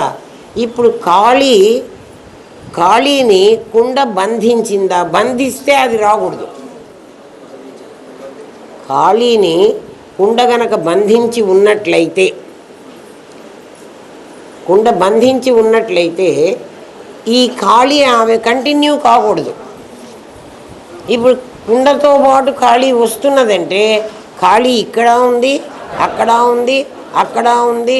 మనం మరణించిన తర్వాత స్థూల శరీరం ఇక్కడ పడిపోతుంది, సూక్ష్మ శరీరం ఎక్కడో పైకి పోతుంది, కారణ శరీరం ఇంకెక్కడికో పోతుంది అని అన్నప్పుడు, కుండ ఎలాగైతే ఆమె కొన్నప్పుడు, ఆమె దారిలో నడుస్తున్నప్పుడు, ఆమె ఇంటికి వెళుతున్నప్పుడు ఖాళీ కుండలోది ఎలా కంటిన్యూ అవుతోందో, నీ లోపల ఖాళీ కూడా కంటిన్యూ అవుతూ ఉంటుంది.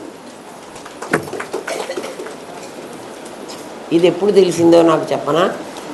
గర్ల్స్ హై స్కూల్లో నేను టీచర్గా పనిచేసేదాన్ని. ఆ రోజుల్లో హైయర్ సెకండరీ స్కూల్లో టీచర్గా పనిచేసేదాన్ని. నేను మీ ఇంటర్వెల్లో ఒకసారి ఈ పిల్లలు పసివాళ్ళు కదా, ఒకసారి ఇంటికి పోయి చూసి మళ్ళీ ఇంటికి వచ్చేదాన్ని. మరీ చిన్న పిల్లలుగా. ఆ 10 minutesలో నేను నడవడానికి బయటికి వచ్చినప్పుడు అక్కడే మా ఇల్లు. ఒక ఆమె కుండ కొనుక్కుంది. అంటే నేను ఎట్లా సాధన చేసుకున్నానో మీకు చెప్తున్నా. ఆమె కుండ కొనుక్కొని తీసుకుపోతున్నది. నాకు ఈ సంగతి అప్పుడు తెలిసింది. ఆకాశంలో కుండ ఉంది కానీ కుండలో ఆకాశం ఉన్నదని అనుకుంటున్నాం, అది అబద్ధం. కుండ ఎక్కడికి పోతే ఆకాశం అందులో దూరుకుంటూ ఉంటున్నది కదా. ఇప్పుడు ఆకాశంలో మనం అందరం కుండలం కూర్చున్నాం. మన కుండలో ఉన్న ఆకాశం అలాంటిది. అప్పుడు నువ్వు వ్యాప్తమైపోతావు. అర్థమైందా? ఒక కుండ పెళ్ళికి తీసుకుపోవచ్చు, ఒక కుండ చావుకు తీసుకుపోవచ్చు. చావుకు తీసుకుపోయే కుండలోనూ ఈ ఆకాశమే ఉంది. మనం ఏమనుకుంటామంటే అరివేణి కుండ అండి, పెళ్ళికి తీసుకుపోతున్నారు, అందరూ కలిసి ఎంతో మర్యాదగా గౌరవంగా, ఈ కుండ పగిలిపోతుందేమోనని దాన్ని ఎంత ప్రిజర్వ్ చేస్తారు, ఎంత ప్రికాషన్స్ తీసుకుంటారు. దేనికి? పెళ్ళి కుండ పగలకూడదు, చావు కుండ పగిలే తీరాలి. కుండ తయారు చేసిన వాడికి దీని మీద ద్వేషం, దాని మీద ప్రేమ ఉండి చేస్తాడా అలాగా? మరి నువ్వెందుకురా? నాకే కష్టాలు పెట్టాడు దేవుడు, వాడికి సుఖాలు పెట్టాడు. కుండ ఎప్పుడైనా కుమ్మరి వాడి దగ్గరికి వచ్చి నన్ను పెళ్లి కుండగా పంపించావు, వాడిని చావుకుండగా ఎందుకు పంపించావు అని అడిగితే ఆ కుమ్మరి వాడు ఏం జవాబు చెప్పాలి? ఎవడి కర్మరా? కర్మే లేదు అసలు. ఎవడి కర్మ ఉంది? ఎవడికి కర్మ? అసలు కర్మే లేదే. వాడు 2 కుండలు సమానంగానే చేశాడు. దీనికి కర్మ ఉంది అని దాని ముఖాన్ని రాశాడా ఏమన్నా?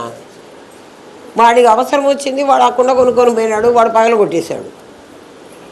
కుండ కొనుక్కుని పోయిన తర్వాత ఒక్కరోజు కూడా కుండ ఇంట్లో ఉండలే. వీడి కుండ వాడి పెళ్ళైపోయి ఇంకా వాడి కుండ పైన అటక మీద పెట్టి దాచిపెడతారు కదా. ఆ మట్టికి ఇంకా శాశ్వతంగా ఉండే టైం ఉంది, ఈ మట్టికి పగిలిపోయే టైం ఉంది. మళ్ళీ మళ్ళీ మళ్ళీ మళ్ళీ జన్మలు తీసుకుంటున్నది. ఈ మట్టి మళ్ళీ మళ్ళీ జన్మలు తీసుకుంటోంది. ఆ మట్టి అంతే. కర్మ ఎక్కడుంది కదా. ఒక్కొక్కడు చిన్నవాడే చచ్చిపోతాడు, ఒక్కొక్కడు ముసలివాడు కూడా చావడు. వీడు ఎందుకు చావలేదని అందరూ విసుక్కుంటుంటారు, అయినా వాడు బతుకుతూ ఉంటాడు. కర్మ లేదమ్మా, కర్మ ఉంది. ఎందుకంటే కర్మణ్య అకర్మయ పశ్యేత్ అని చెప్తున్నది భగవద్గీత. భగవద్గీత నీకు ఒకటి అర్థమై ఇంకోటి అర్థం కాకుండా పోకూడదు. కర్మ చెయ్యి, కర్మలో అకర్మని చూడు. కర్మ చేస్తూ నీ చేయటం లేదను ఎప్పుడు అనగలవు? నువ్వు అరుణ్ గోవిలు అయితే అనగలవు, నువ్వు రాముడిగా ఉంటే అనలేవు. ఇప్పుడు ఇమీడియట్గా మనం ఏం కావాలి? అరుణ్ గోవిలు అయిపోవాలి, అంతేనా? నాకు చాలా అట్లనే తెలిసినేరా, ఎవ్వరు చెప్పలేదు, ఎవ్వరు చెప్పలేదంటే అక్షరాభ్యాసం చేశాడు మహానుభావుడు కదా, ఆయన పెట్టిన భిక్షే. అంతేండి, నువ్వెవరో నువ్వు నీకు చెప్పమంటున్నావు, ఇంకా కనుక్కోమంటున్నాడు. శుద్ధం బుద్ధం ముక్తం అయినావు కదా, అటువంటి వాడు నీలో ఎక్కడున్నాడో వాడిని వెతుక్కో.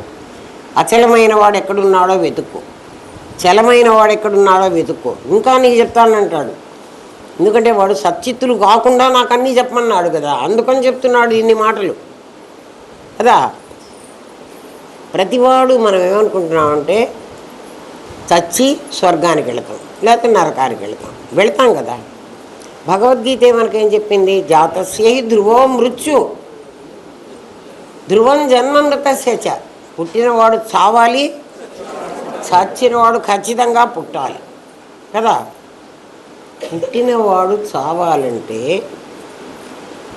చచ్చినవాడు నడవడు కదా, బతికినవాడు నడుస్తాడు, చచ్చినవాడు నడవడు.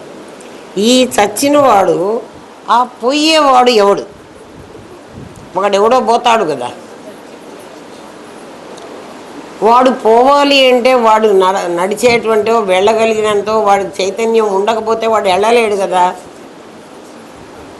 ఆ వెళ్ళిన వాడు జడమైతే అక్కడి నుంచి మళ్ళీ రాలేడు కదా, వాడు చేతనమే అయ్యి ఉండాలి కదా. మళ్ళీ పుడతాడని చెప్తున్నాడు కదా, వాడు చేతనం కాకపోతే పుట్టడానికి అవకాశం లేదు.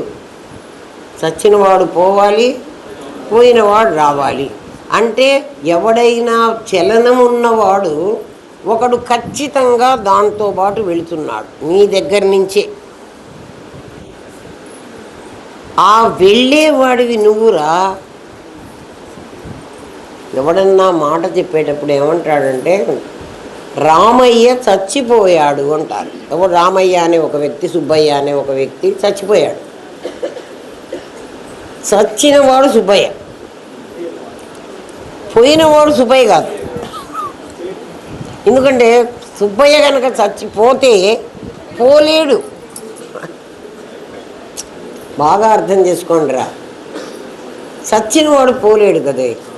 కాబట్టి చచ్చినవాడు మనం చూడవచ్చు, ఇక్కడే ఉన్నాడు. ఆ చచ్చినవాడు ఎవడరా? ఆ సుబ్బయ్య. ఆ సుబ్బయ్య అన్నవాడు పుట్టక ముందు కూడా సుబ్బయ్యనా? పుట్టిన తర్వాత వాడు సుబ్బయ్య అయినాడు. పుట్టక ముందు సుబ్బయ్య కాదు. సుబ్బయ్య పుట్టాడు అను, ఎవరన్నా సుబ్బయ్య పుట్టాడు నిజం చెప్పండి, సుబ్బయ్య చచ్చిపోయినాడు అంటాం. సుబ్బయ్య పుట్టాడు అని అనటానికి వీల్లేదు. అంటే పుట్టిన తర్వాత వాడు సుబ్బయ్య కావాలి. పుట్టిన తర్వాత ఇప్పుడు నువ్వెవర్రా అని అడిగితే ఎవరినన్నా అడగండిరా, నువ్వెవరు అని అడగండి, నేనే అంటాడు. నేనంటే ఎవడురా అని అడగాలి మళ్ళీ. నెక్స్ట్ నేనంటే ఎవడురా అంటే సుబ్బయ్య అంటారు. ముందు వాడెవడు? నేను. ఎవడినన్నా అడగండి, ఎవడరా వచ్చింది ఇంటికి అని అన్నామంటే నేనే అమ్మా. నేనంటే ఎవడరా అని మళ్ళీ నేను అడగాలి. ఇంకొక రెండో క్వశ్చన్కి ఆన్సరే నువ్వు ఇవ్వగలవు. నిజంగా నువ్వు నేనే కాబట్టి నువ్వు కూడా ఏమంటావు? నేను అంటావు. అంటావు కదా. తర్వాత ఏమంటావు? నేను ఒరే సుబ్బయ్య ఎవడరా అని మళ్ళీ అడిగా. సుబ్బయ్య వెంకయ్య కొడుకు అంటావు.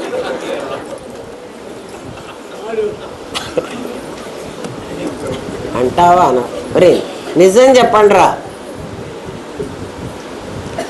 ఎవడరా నువ్వు అంటే ముందనే సమాధానం నేను. అంటే వచ్చినవాడు నేనుగాడు వచ్చాడు, నాదనే వేషం వేసుకుని వచ్చాడు. రాముడు వేషం వేసింది ఎవడ్రా అని అడిగితే అరుణ్ గోవిల్ అనాలి. రాముడి వేషం వేసింది రాముడు కాదు. నువ్వేం చేస్తున్నావు? రాముడి వేషం వేసింది రాముడే అంటున్నావు. నువ్వు అట్లా అనకుండా ఉండడానికి నీకు మేమేం చెప్తున్నామంటే నీ పేరు నీకు తెలుసు కదా. ఆ పేరు పుట్టకముందు ఉందా నీకు? లేదు, పుట్టిన తర్వాత వచ్చింది కదా. అందుకని నువ్వేం చేస్తావు? ముందు నువ్వు నేను అనే మాట్లాడతావు, తర్వాత నువ్వేమంటావు? నీ పేరు చెప్తావు, ఫలానా వాడిని అని చెప్తావు. ఆ ఫలానా వాడు ఎవడరా అని నేను అడిగానంటే ఆ ఫలానా వాడి కొడుకున్నానో, ఫలానా వాడి మొగుడిననో, ఫలానా వాడి పెళ్ళాన్ననో నీ ఇష్టం వచ్చినట్టు చెప్తున్నావు కదా. నీకు చాలా సింపుల్గా చెప్తున్నాడు సూత్రం. ఏమిటంటే వాడి సత్తుతులు కాకుండా నేను ఎవరో చెప్పమన్నాడు కదా, అందుకు చెప్తున్నాడు ఇది. ఒరే నువ్వే నేను అని మాట్లాడావు కదా. ఆ నేను సామాన్యం రా. ఆ నేను వీడు నేనే అంటాడు, వాడు నేనే అంటాడు, వాడు నేనే అంటాడు, అందరు నేనే అంటున్నారు. ఆడది నేనే అంటుంది, మగవాడు నేనే అంటాడు. అంటాడా? అంటా. ఆ నేను సామాన్యం రా. ఆ సామాన్యం అంటే ఏమిట్రా? అరుణ్ గోవిల్ కదా. అంటే వీళ్ళలో ఉన్నది, వాళ్ళలో ఉన్నది, వాళ్ళలో ఉన్నది, అందరిలో ఉన్న నేను ఒకడే. ఆ నేను రాముడైనాడు కదా. అంటే ఇంకో తర్వాత చెప్తున్నావే సుబ్బయ్య అయినా నీ పేరు కూడా నాకు అర్థం కానప్పుడు ఫలానా వాడి కొడుకుని ఇవన్నీ విశేషాలు రా. ఒక సామాన్యం ఒక విశేషం విడదీసుకోరా నాయన. ఒక సామాన్యాన్ని ఒక విశేషాన్ని విడదీసుకో. నీ దగ్గర ఉన్నారు, విడదీసుకుంటే ఏమవుతుంది? ఈ విశేషమని నీకేదైతే అర్థమైందో ఆ విశేషం నేను కాదని నిర్ణయించుకోరా. ఎందుకంటే నువ్వే చెప్పావు కదా అది నేను కాదని. దానికి కూడా నీకు కష్టమట్రా. నేనేం సాధన చేయాలంటే ఏం సాధన చేయమని చెప్పను. అర్థమైందా? వినండి. మెల్లగా అంతర్ముఖం అవ్వమని చెప్తోంది శాస్త్రం. అలాంటి వస్తువు నీవే. నేను ఒక్కడిని కాదు కదా అంటావేమో. నేను ఒక్కడినే తెలుసుకుంటానా? నాకు ఆత్మ తెలిస్తే వీళ్ళందరికీ తెలుస్తుందా? ఒక నేనే అందరిలో ఉన్నానన్నావు కదా. ఈ నేను తెలిస్తే ఆ నేను తెలుస్తుందా? ఆ నేనుకు ఆ నేను తెలుస్తుందా? ఒక నేను తెలుసుకుంటే అది కాదురా. నేను ఏదైతే నువ్వు తెలుసుకుంటున్నావో విను. ఎవరినైనా నీవెవరు అని అడిగితే నేను నేనే అంటాడు. తర్వాత అడిగితే ఫలానా వాడి కొడుకునని, ఫలానా వాడి భార్యనని, ఫలానా వాడి తండ్రినని చెప్తాడు. ఇవన్నీ నీ విశేషాలు. అందరిలో ఉన్న నేను మాత్రం ఒకటి. అందుకని దాని పేరు సామాన్యం. ప్రతి ప్రాణిలో ఆ నేను వ్యాప్తమై, ప్రతి ప్రాణిలో ఆ నేను ఉంది, అది వ్యాప్తమై ఉంది. ఇక్కడ విశ్వం అంతా నేనే చెప్పానే, కుర్చీ అంతా నేనే కూర్చున్నానని. అట్లా మొత్తం విశ్వం అంతా వ్యాప్తమై చలనం లేకుండా అది కదలలే, కదులుతున్నది ఎవరు? నీ శరీరం. చలనం లేకుండా స్వరూపమై ఉంది. నిరుపాధికమైన నేనుకు సోపాధికము విభూతి. అది నీ స్వరూపం, ఇది నీ విభూతి. స్వరూపానికి విభూతికి ఏమిటి తేడా అంటే దానికి స్వయం సత్తా ఉంది, దీనికి స్వయం సత్తా లేదు. అది సూర్యమండలం, ఇది దాని ఎండ. సూర్యమండలం లేకపోతే ఎండ లేదు కదా, ఎండ విడిగా ఉండడానికి వీల్లేదు. అట్లా నీ నేను విడిగా ఉండడానికి వీల్లేదు. నీ నేను విడిగా ఉండడానికి వీల్లేదు, నీ నాదితో కలిసే ఉంటుంది. అధ్యారోపానికి ఉపాధి అని పేరు. అధ్యారోపం, ఆ నేను దేని మీద ఆవరించి ఈ పనులన్నీ చేస్తుందో దాని పేరు ఉపాధి. ఏది దాని మీదికి వచ్చి పడితే అది ఆరోపితం. పూర్వం ఉన్నది దాని అధిష్టానం. అంటే నీ నేను అధిష్టానం. అంటే మీరు దీనికంటే అరుణ్ గోవిలు రాముడు అనుకుంటే చాలా తేలిక. అరుణ్ గోవిల్ అధిష్టానం, రాముడు ఆరోపితం. నీకు ఇంకా అర్థం కావాలంటే అరుణ్ గోవిలు రాముడు అని కాకుండా నీకు అర్థం కావాలంటే నువ్వు ముందు నుంచి నువ్వు హాయిగా ఉన్నావు, ఆరోగ్యంగా ఉన్నావు. అకస్మాత్తుగా నీకు జ్వరం వచ్చింది. జ్వరం ఆరోపితం, నువ్వు అధిష్టానం. అంత ఇస్తే కూడా తెలుసుకోలేకపోతే ఇంకేం చేయమంటావురా? ఆరోపితం ఏంటంటే తగ్గిపోతుంది, అధిష్టానం పోదు. అది ఏం చేయమంటారా? బ్రహ్మ విద్యని ఇంకా ఎట్లా చెప్పమంటారా? ఆరోపితానికి నిశ్చలం కదా పరమాత్మ. ఆరోపితానికి చలనం ఉంది. అంటే ఇవాళ ఉంది, రేపు పోతుంది. నీ ఆరోపితం కూడా ఇవాళ ఉంటుంది, రేపు పోతుంది.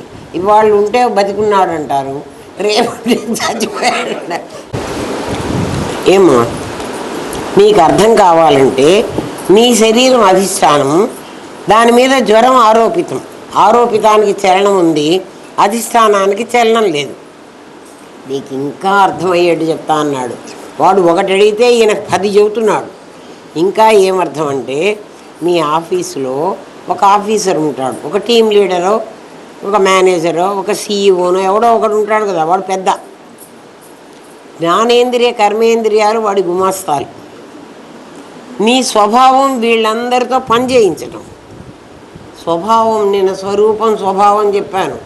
స్వభావం ఏమిట్రా అంటే వీళ్ళందరితో పని చేయిస్తున్నావు. ఇవి పని చేయకపోతే డాక్టర్ దగ్గరికి పోయి వాటిని బాగు చేయిస్తావు. నువ్వు చేయిస్తావు కదా. కళ్ళు కనిపించకపోతే, కాలు విరిగితే వెళ్తావు కదా. నువ్వు అర్థం చేసుకో, నీ గుమాస్తాలతో పని చేయిస్తున్నావు. నీ మనస్సు విషయాల మీదకి తేలిగ్గా వెళ్ళగలదు. మనస్సు కంటే వేగంగా నీ స్వరూపం అంతటా ఉన్నది కాబట్టి మనస్సు వెళ్ళే లోపలే తాను అక్కడే ఉంటుంది. నిన్న చెప్పాను, మనసో జవీయ. సంస్కృతంలో అలాగే చెప్తారు. మనం ఇంత దాకా మీరు ఇన్నాళ్ళ బట్టి వింటున్నారు కాబట్టి మీకు అది అర్థమైపోతుంది. మనసో జవీయ, మనస్సే, మనస్సు కంటే స్పీడ్ దానికి ఎక్కువ ఉంది. ఎందుకంటే అది వెళ్ళాల్సిన అవసరం లేదు. అక్కడ అది ఎక్కడ కావాలంటే అక్కడ ఉంటుంది. ఏమ్మా, ఆత్మను ఇంద్రియాలు మనస్సు పట్టుకోలేవు. యతో వాచో నివర్తంతే అప్రాప్య మనసా సహా. దీన్ని ఒక ఉదాహరణతో అర్థం చేసుకో. ఆత్మని అర్థం చేసుకోవడానికి ఇంకొక ఉదాహరణ ఇస్తున్నాను. ఏమిటంటే రైలు ఇంజన్ ఎప్పుడైనా చూసావా? రైలు వస్తుంది అని మనం ఎట్లా కనుక్కుంటాం? మనం రైల్వే ప్లాట్ఫామ్ మీద నుంచున్నాము, రైలు వస్తూ ఉంటుంది. రైలు వస్తుందని నీకు వస్తోందిరా అని చెప్పేవాళ్ళు. నేను చిన్నప్పుడు అనుకునేవాళ్ళం, రైలు వస్తుందని మా మామకి ఎట్లా తెలిసింది? వస్తున్నదని చెప్పాడు, కాసేపటికల్లా అది వచ్చింది. ఆయనకి ఏదో నాలెడ్జ్, ఏదో అది ఉందేమో. కాదు, రైలు ఇంజన్ హెడ్లైట్ ఉంటుంది. హెడ్లైట్ రైలు ఎక్కడో ఉండగానే ఇక్కడి వరకు లైట్ వచ్చేస్తుంది, దాని ఫోకస్ వస్తుంది కదా. ఆ రైలు ఇంజను, ఆ ఫోకస్ లైటు ఎక్కడికి పోతుందో ఇంజన్ అక్కడికి వెళుతుంది. నీ నాది అనే నీ శరీరం అలాంటిది. లోపల ఒక ఫోకస్ ఉన్న ప్రజ్ఞానం బ్రహ్మ అనే లైటు అది ఉంది. ఇంజిన్ ప్రయాణం చేస్తుంది కానీ లైట్ ప్రయాణం చెయ్యదు కదా, దానికి తగిలిచ్చారు దాన్ని. దాని వెనక బోగీలన్నీ ఉంటాయి. ఎన్ని పెట్టెలు, రైలు పెట్టెలు, చాలా పెట్టెలు. ఆ పెట్టెలు స్వయంగా పరిగెత్తలేవు, ఇంజనే పరిగెత్తగలదు. ఇంజన్ స్వయంగా పరిగెత్తగలదు, పెట్టెలు పరిగెత్తలేవు. కానీ పెట్టెల్లో ఈ జనాలంతా కూర్చుంటారు. ప్రయాణం చేసే వాళ్ళంతా ఎక్కడుంటారు? పెట్టెల్లో కూర్చుంటారు. పెట్టెలు స్వయంగా పరిగెత్తలేవు, కూర్చున్న వాళ్ళందరూ జీవులు. రైలు పెట్టెలంతా జగత్తు. పెట్టెలు కంపార్ట్మెంట్లు చూడండి, కంపార్ట్మెంట్లో లైట్లు రైలు వెళుతుంటే అవన్నీ ఇట్లా పరిగెత్తుతున్నట్టు కనపడతాయి. ఫోకస్ లైట్ పరిగెత్తదు. అర్థమవుతుందా? జీవ జగత్తులు రెండు సమానమే. రైలు పెట్టెలు సమానమే, పెట్టెల్లో ఉన్న మనుషులు సమానమే. పెట్టెలకి మనుషులకి తేడా ఏమిటంటే, మనుషులు చైతన్యం గల వాళ్ళు ఎక్కడెక్కడ దిగిపోతారు, ఎక్కడెక్కడ ఎక్కుతారు. జగత్తు మారదు, జీవుళ్ళు మారతారు. ఎక్కడ ఎక్కుతున్నారంటే ఇక్కడ మర్త్యలోకంలో పుడతారు, స్వర్గానికి వెళతారు, అక్కడి నుంచి మళ్ళీ ఇంకో లోకానికి వెళతారు, అక్కడి నుంచి ఇంకో చోట పుడతారు. అంటే వాళ్ళు ఎక్కుతుంటారు, దిగుతుంటారు. ఎందుకంటే వాళ్ళ లోపల చైతన్యం ఉంది, పెట్టే చైతన్యం లేదు. ఇంజన్ నడుపుతూ ఉంటుంది. ప్రజ్ఞానం బ్రహ్మ అనేది ఇంజన్, ఫోకస్ లైట్. ఆ లైట్ రైలు ఇంజన్ పరిగెడితేనే భోగీలనే ఇంద్రియాలు పోతూ ఉంటాయి. దానికంటే ముందు హెడ్లైట్ వెలుగు పరిగెత్తుతుంది. ఆ లైట్ పోతుంటే ఇంజను, దాని వెంట భోగీలు పోతున్నాయి. ముందు పరిగెత్తేది నిరుపాధికం, దాని వెంట పరుగు పెట్టేది సోపాధికం.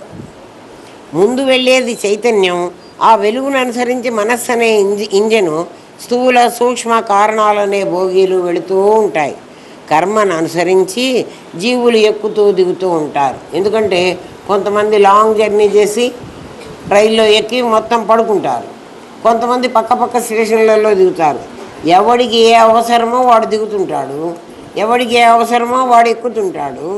కానీ కొంతమంది చాలా దూరం ప్రయాణం చేస్తారు, కొంతమంది చిన్న ప్రయాణాలు చేస్తారు. మొత్తం ప్రయాణం చేసేవాడు, చిన్న ప్రయాణం చేసేవాడు తొందరగా చచ్చేవాడు.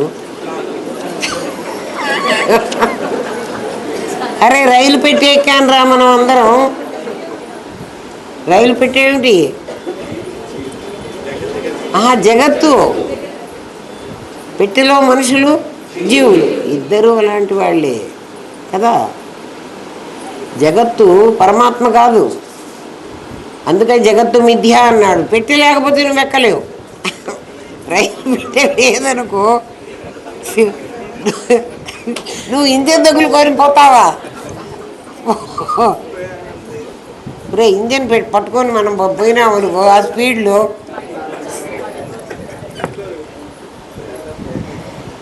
అందుకు పెట్టె కావాలి. పెట్టె ఉంటే ఎక్కుతాం. అది జగత్తు. జగత్తు జీవుడు ఆ రిలేషన్షిప్ అదేరా. ఒక ఉదాహరణతో దీన్ని అర్థం చేసుకో. కుండల బజార్లో కుండలు అనేకం ఉంటాయి. ఒకడు పెళ్ళికి అరివేణి కుండగా ఒక కుండ కొనుక్కుని వెళ్తాడు, మరొకడు తండ్రి చనిపోయినాడిని శ్మశానంలో పగలగొట్టడానికి మరో కుండ తీసుకెళ్తాడు. చెప్పేసా కదా, కుమ్మరివాడు కుండ తయారు చేసేప్పుడు అది పెళ్ళికి వెళ్ళాలని, ఇది చావుకుపోవాలని వాడు అనుకోలేదు. ఆ మట్టి దాని కర్మను అనుసరించి పెళ్ళికి చావుకు వెళుతున్నది. అలాగే మన శరీరాలు, మనస్సు, ఇంద్రియాలే, నామరూపక్రియలు అవే కదా, తమ తమ కర్మను అనుసరించి ఈ ప్రపంచంలోకి వస్తున్నాయి. కుండ తెస్తున్నంతసేపు కుండలోని ఖాళీ కుండ ఆకారాన్ని పొంది ఉంటుంది. అతను ఇంటికి పోయేటప్పటికి ఆ కుండలోని ఖాళీ అతనితో పాటే చెలించినట్టు కనపడుతుంది. అది చెలిస్తుందా? ఆకాశమే అక్కడ ఇక్కడ ఉంది. పరిమితంగా కుండలో ఉన్నదానిగా చూస్తే అది చెలించినట్టు కనిపిస్తోంది. ఆకాశ దృష్టితో చూస్తే అది చెలించలేదు. కదలని ఆకాశంలో కూడా కుండ కదులుతుంది. ఒకడు మరణించాడు, వాడి స్థూల సూక్ష్మ శరీరాన్ని మీకు ఇందాకే చెప్పా కదా, సూక్ష్మ శరీరం వదిలివేసింది. మనస్సు అనే ఉపాధిలో చేరి ఆత్మ స్వర్గ నరకాలకు పోతుంది అంటారు. కుండలో ఆకాశంలాగా ఆత్మ అక్కడ ఇక్కడ ఉన్నది. అది కదలకుండా కూర్చుని అన్నిటినీ దాటగలదు కదా. కదలకుండా కూర్చుంటుంది, అన్నీ దాటగలదు. అది శరీరాన్ని ఇక్కడ పడేస్తుంది, అది వెళ్ళిపోతుంది. మనస్సు ఒక వస్తువు మీద నుంచి మరొక వస్తువు మీదకి ఎంత త్వరగా వెళుతుందో చూడు. అది కదులుతుందా, కదలకుండా ఉందా? మనసు ఒక వస్తువు నుంచి ఇంకో వస్తువు మీదకి వెళ్తోంది. అత్యేతి మాతరిష్వ, కదలకుండా కూర్చుని దానికి పదం అది. ఎందుకు నేను మధ్య మధ్యలో మీకు రెఫరెన్స్ ఇస్తానంటే, ఇది నా సొంతం కాదు, ఇది చదువుకుని దాన్ని అర్థం చేసుకోవడానికి నేను సాధన చేసుకుంటే నాకు ఇలాంటివన్నీ తెలిసేవి. మీకు ఆ చదువుకుండే కష్టం లేకుండా నేను చెప్తున్నాను. అది కదలకుండా కూర్చుని అన్నిటినీ దాటడమే కాకుండా అది ఎలా వస్తుందంటే, ఇది చెప్తున్నాడు. ఈ ఆకాశంలో ఇంకో లోకానికి వెళుతుంది అన్నామే, బబుల్ ర్యాప్ ఉంది కదా. ఇది ఇది ఇది మీకు ఇంతకుముందే చెప్పాను, ఇప్పుడు మళ్ళీ కూడా చెబుతా చూడండి. అప్పటి వరకు తల్లి దగ్గర పాలు ఉండవు. ఎప్పుడైతే బిడ్డ ప్రసవించిందో ఇమీడియట్గా ఆ తల్లికి పాలు వస్తాయి. ఎందుకు వచ్చినాయి అంటే, ఆ బిడ్డ పుట్టాడు కాబట్టి ఆ బిడ్డకి ఇవ్వడానికి ఆ తల్లి దగ్గర నుంచి దాన్ని వాత్సల్యంతో ఆ పాలు వస్తాయి. ఎలా పాలు తల్లికి పాలు ఎలా వచ్చాయో ఈ 2 పేపర్లే ఉన్నాయి. ఇది ఇది ఇది ఒక తల్లి, ఇది ఇది వచ్చింది చూడండి. ఇవన్నీ మీకు చూపిస్తున్నా. తల్లికి పాలు ఎలా పొంగుతాయో, తస్మాదాత్మనః ఆకాశ సంభూత అని ఆకాశం ఎలా పుట్టిందో, ఆకాశంలో వాయువు అలా పుట్టిందిట. ఎక్కడికక్కడ గాలి పుట్టింది. ఇదిగో చూడండి, ఇదిగో ఇది గాలి. అర్థమైందా కదా. తల్లికి ముందు పాలు లేవు, తర్వాత పాలు ఉండవు. బిడ్డ తాగడం వరకు మాత్రమే పాలు ఉంటాయి. ఆ తల్లి దగ్గర ఆ పాలు ఎలా వచ్చినాయి అంటే ఎవ్వడు కనుక్కోలే ఇప్పటి వరకు కదా. పోనీ వచ్చినాయి కదా, తర్వాత కూడా పాలు ఉండాలి కదా అంటే ఉండవు. అర్థమవుతుందా. బిడ్డ పుట్టక ముందే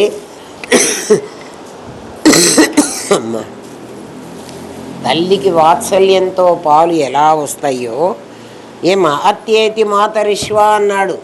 మాతరిష్వ తల్లిలాగా. ఎవరు తల్లి ఇక్కడ? ఆకాశం తల్లి. కదలకుండా కూర్చుని అన్ని తల్లి ఎక్కడికో వెళ్ళి పాలు తీసుకురాదు, ఆమె దగ్గరే పాలు తయారు చేస్తుంది. ఎట్లా తయారు చేసింది? కేవలం వాత్సల్యం అనే దాంతో. నాకు బిడ్డ పుట్టాడు, వీడి ఆహారం నేనే ఇవ్వాలి అన్న ఆ మోహం ఇమ్మీడియట్గా ఆమె శరీరం రక్తాన్ని పాలగా మారుస్తుందిట. దాన్ని మాతరిష్వ అన్నాడు. తల్లిలాగా. తల్లికి ఎట్లా పాలు వచ్చినాయో అట్లా. అర్థం కావడం చాలా కష్టం కదా. కూర్చున్న తల్లికి వాత్సల్యంతో పాలు చేపొచ్చినట్లు ఆకాశమనే తల్లి ఒడిలో కూర్చున్న వాయువు పొంగుతుంది. ఆకాశాద్వాయు అన్నది అట్లొచ్చిందట గాలి. చిదాకాశంలో ప్రజ్ఞానఘనమైన ఆత్మ సర్వప్రాణులను తనలో ఇముడ్చుకొని క్రియాశక్తి అనే వాయువును నింపుతోంది. క్రియాశక్తి, ప్లాను, ఎగ్జిక్యూషన్ అని చెప్పాను. నామ రూప క్రియ. క్రియ చెయ్యాలి అని జీవుడు ఎప్పుడు అనుకున్నాడో అప్పుడు ఆకాశంలోంచి వాయువు వచ్చింది. సంకల్పం ఇప్పుడు రాలేదు, నామం రూపం వచ్చినప్పుడు రాలేదు. క్రియ చెయ్యాలి అని ఎప్పుడు అనుకున్నాడో అప్పుడు వచ్చింది. ఇక్కడ క్రియ చేయడం అంటే మాతరిష్వ అని ఎందుకన్నా అంటే, పిల్లవాడు పాలు తాగాలి అనుకున్నాడు, అప్పుడు తల్లి దగ్గర పాలు వస్తున్నాయి. జీవుడట్లా నేను జన్మించి ఈ పనులు చెయ్యాలి అనుకున్నాడు, ఇమీడియట్గా ఆకాశంలో వాయువు పుట్టింది. ఆకాశంలో వాయువు పుట్టడాన్ని అత్యేతి మాతరిష్వ అనేది ఒక్క పదం ఉపయోగించింది. ఎవరికి అర్థమవుతుందిరా? రామనాథం గారు ఇలాంటి గురువు దొరికిన వాడికి మాత్రమే అవి అర్థమవుతాయి. ఎవ్వడికి అర్థం కాదు. ఎంత చదువుకున్న వాళ్ళు ఇప్పటి వరకు నాకు అంత తెలిసిన వాడు ఎవ్వడు కనపడలే, నా గురువు తప్ప. అందుకే మన్నాథ శ్రీ జగన్నాథ మద్గురు శ్రీ జగద్గురు మమాత్మ సర్వభూతాత్మ తస్మై శ్రీ గురవే నమః. అది నేను రాసుకున్నాను. అది ఏం చేస్తోందంటే, దాని పేరు, ఆ వచ్చిన వాయువు పేరు తల్లి దగ్గర పాలు వచ్చినట్టు వచ్చినది ఈ వాయువు, ఇది వాయువు. దీంట్లో వాయువు ఆకారం తెచ్చింది చూడు దీనికి కదా. ఆ వచ్చిన వాయువు పేరు సూత్ర.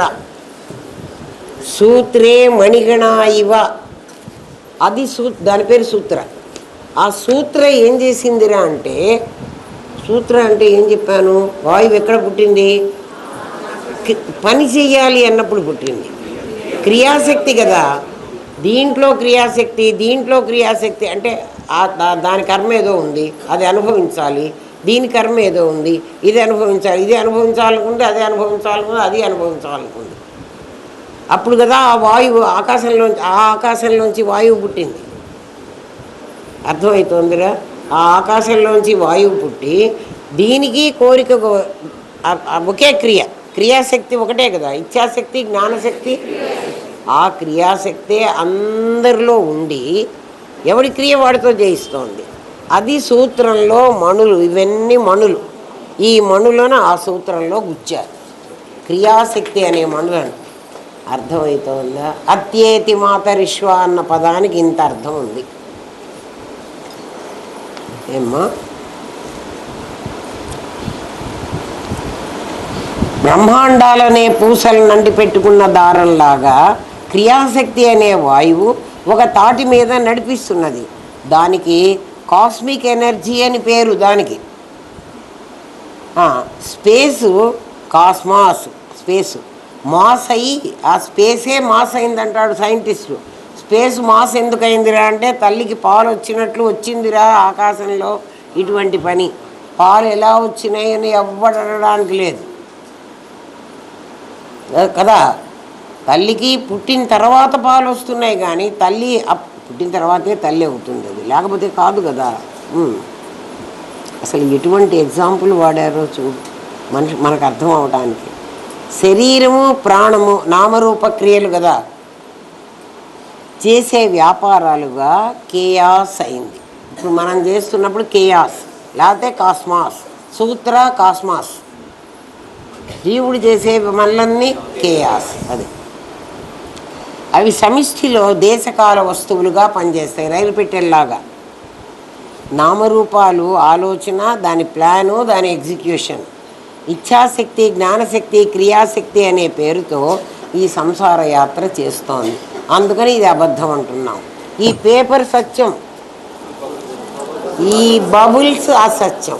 ఇంతకంటే ఎగ్జాంపుల్ ఎట్ట చెప్పమంటారా, చెప్పడానికి వీల్లేదు కదా.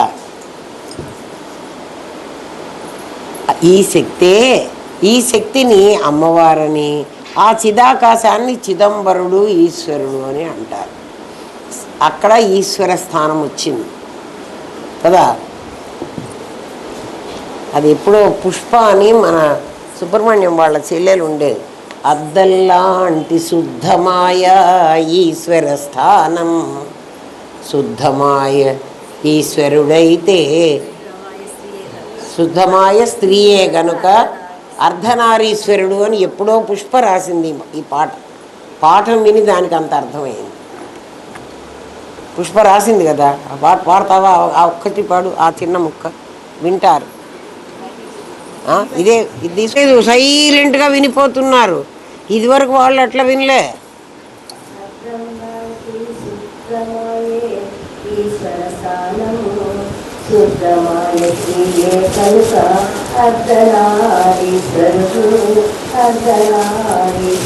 పాడింది ఇప్పుడు పుష్ప, ఉంది, బతికే ఉంది కదా. ఓం తత్సత్. ప్రశ్న అయిపోయింది. స్వస్తి ప్రజాభ్య పరిపాలయంతాన్యాయేన మార్గేణ మహిమహేష. ఓ బ్రాహ్మణేభ్య ఓం పూర్ణమదః పూర్ణమిదం పూర్ణాత్ పూర్ణముదచ్యతే పూర్ణస్య పూర్ణమాదాయ పూర్ణమేవావశిష్యతే. ఓం శాంతి శాంతి శాంతి. ఓం నమో బ్రహ్మాదిభ్యో బ్రహ్మ విద్యా సాంప్రదాయ కర్తృభ్యో వంశ ఋషిభ్యో గురుభ్యో నమో మహద్భ్యః. సర్వోపద్రవరహిత ప్రజ్ఞానఘనః ప్రత్యగర్ధో బ్రహ్మైవాహమస్మి. బ్రహ్మైవాహమస్మి బ్రహ్మైవాహమస్మి.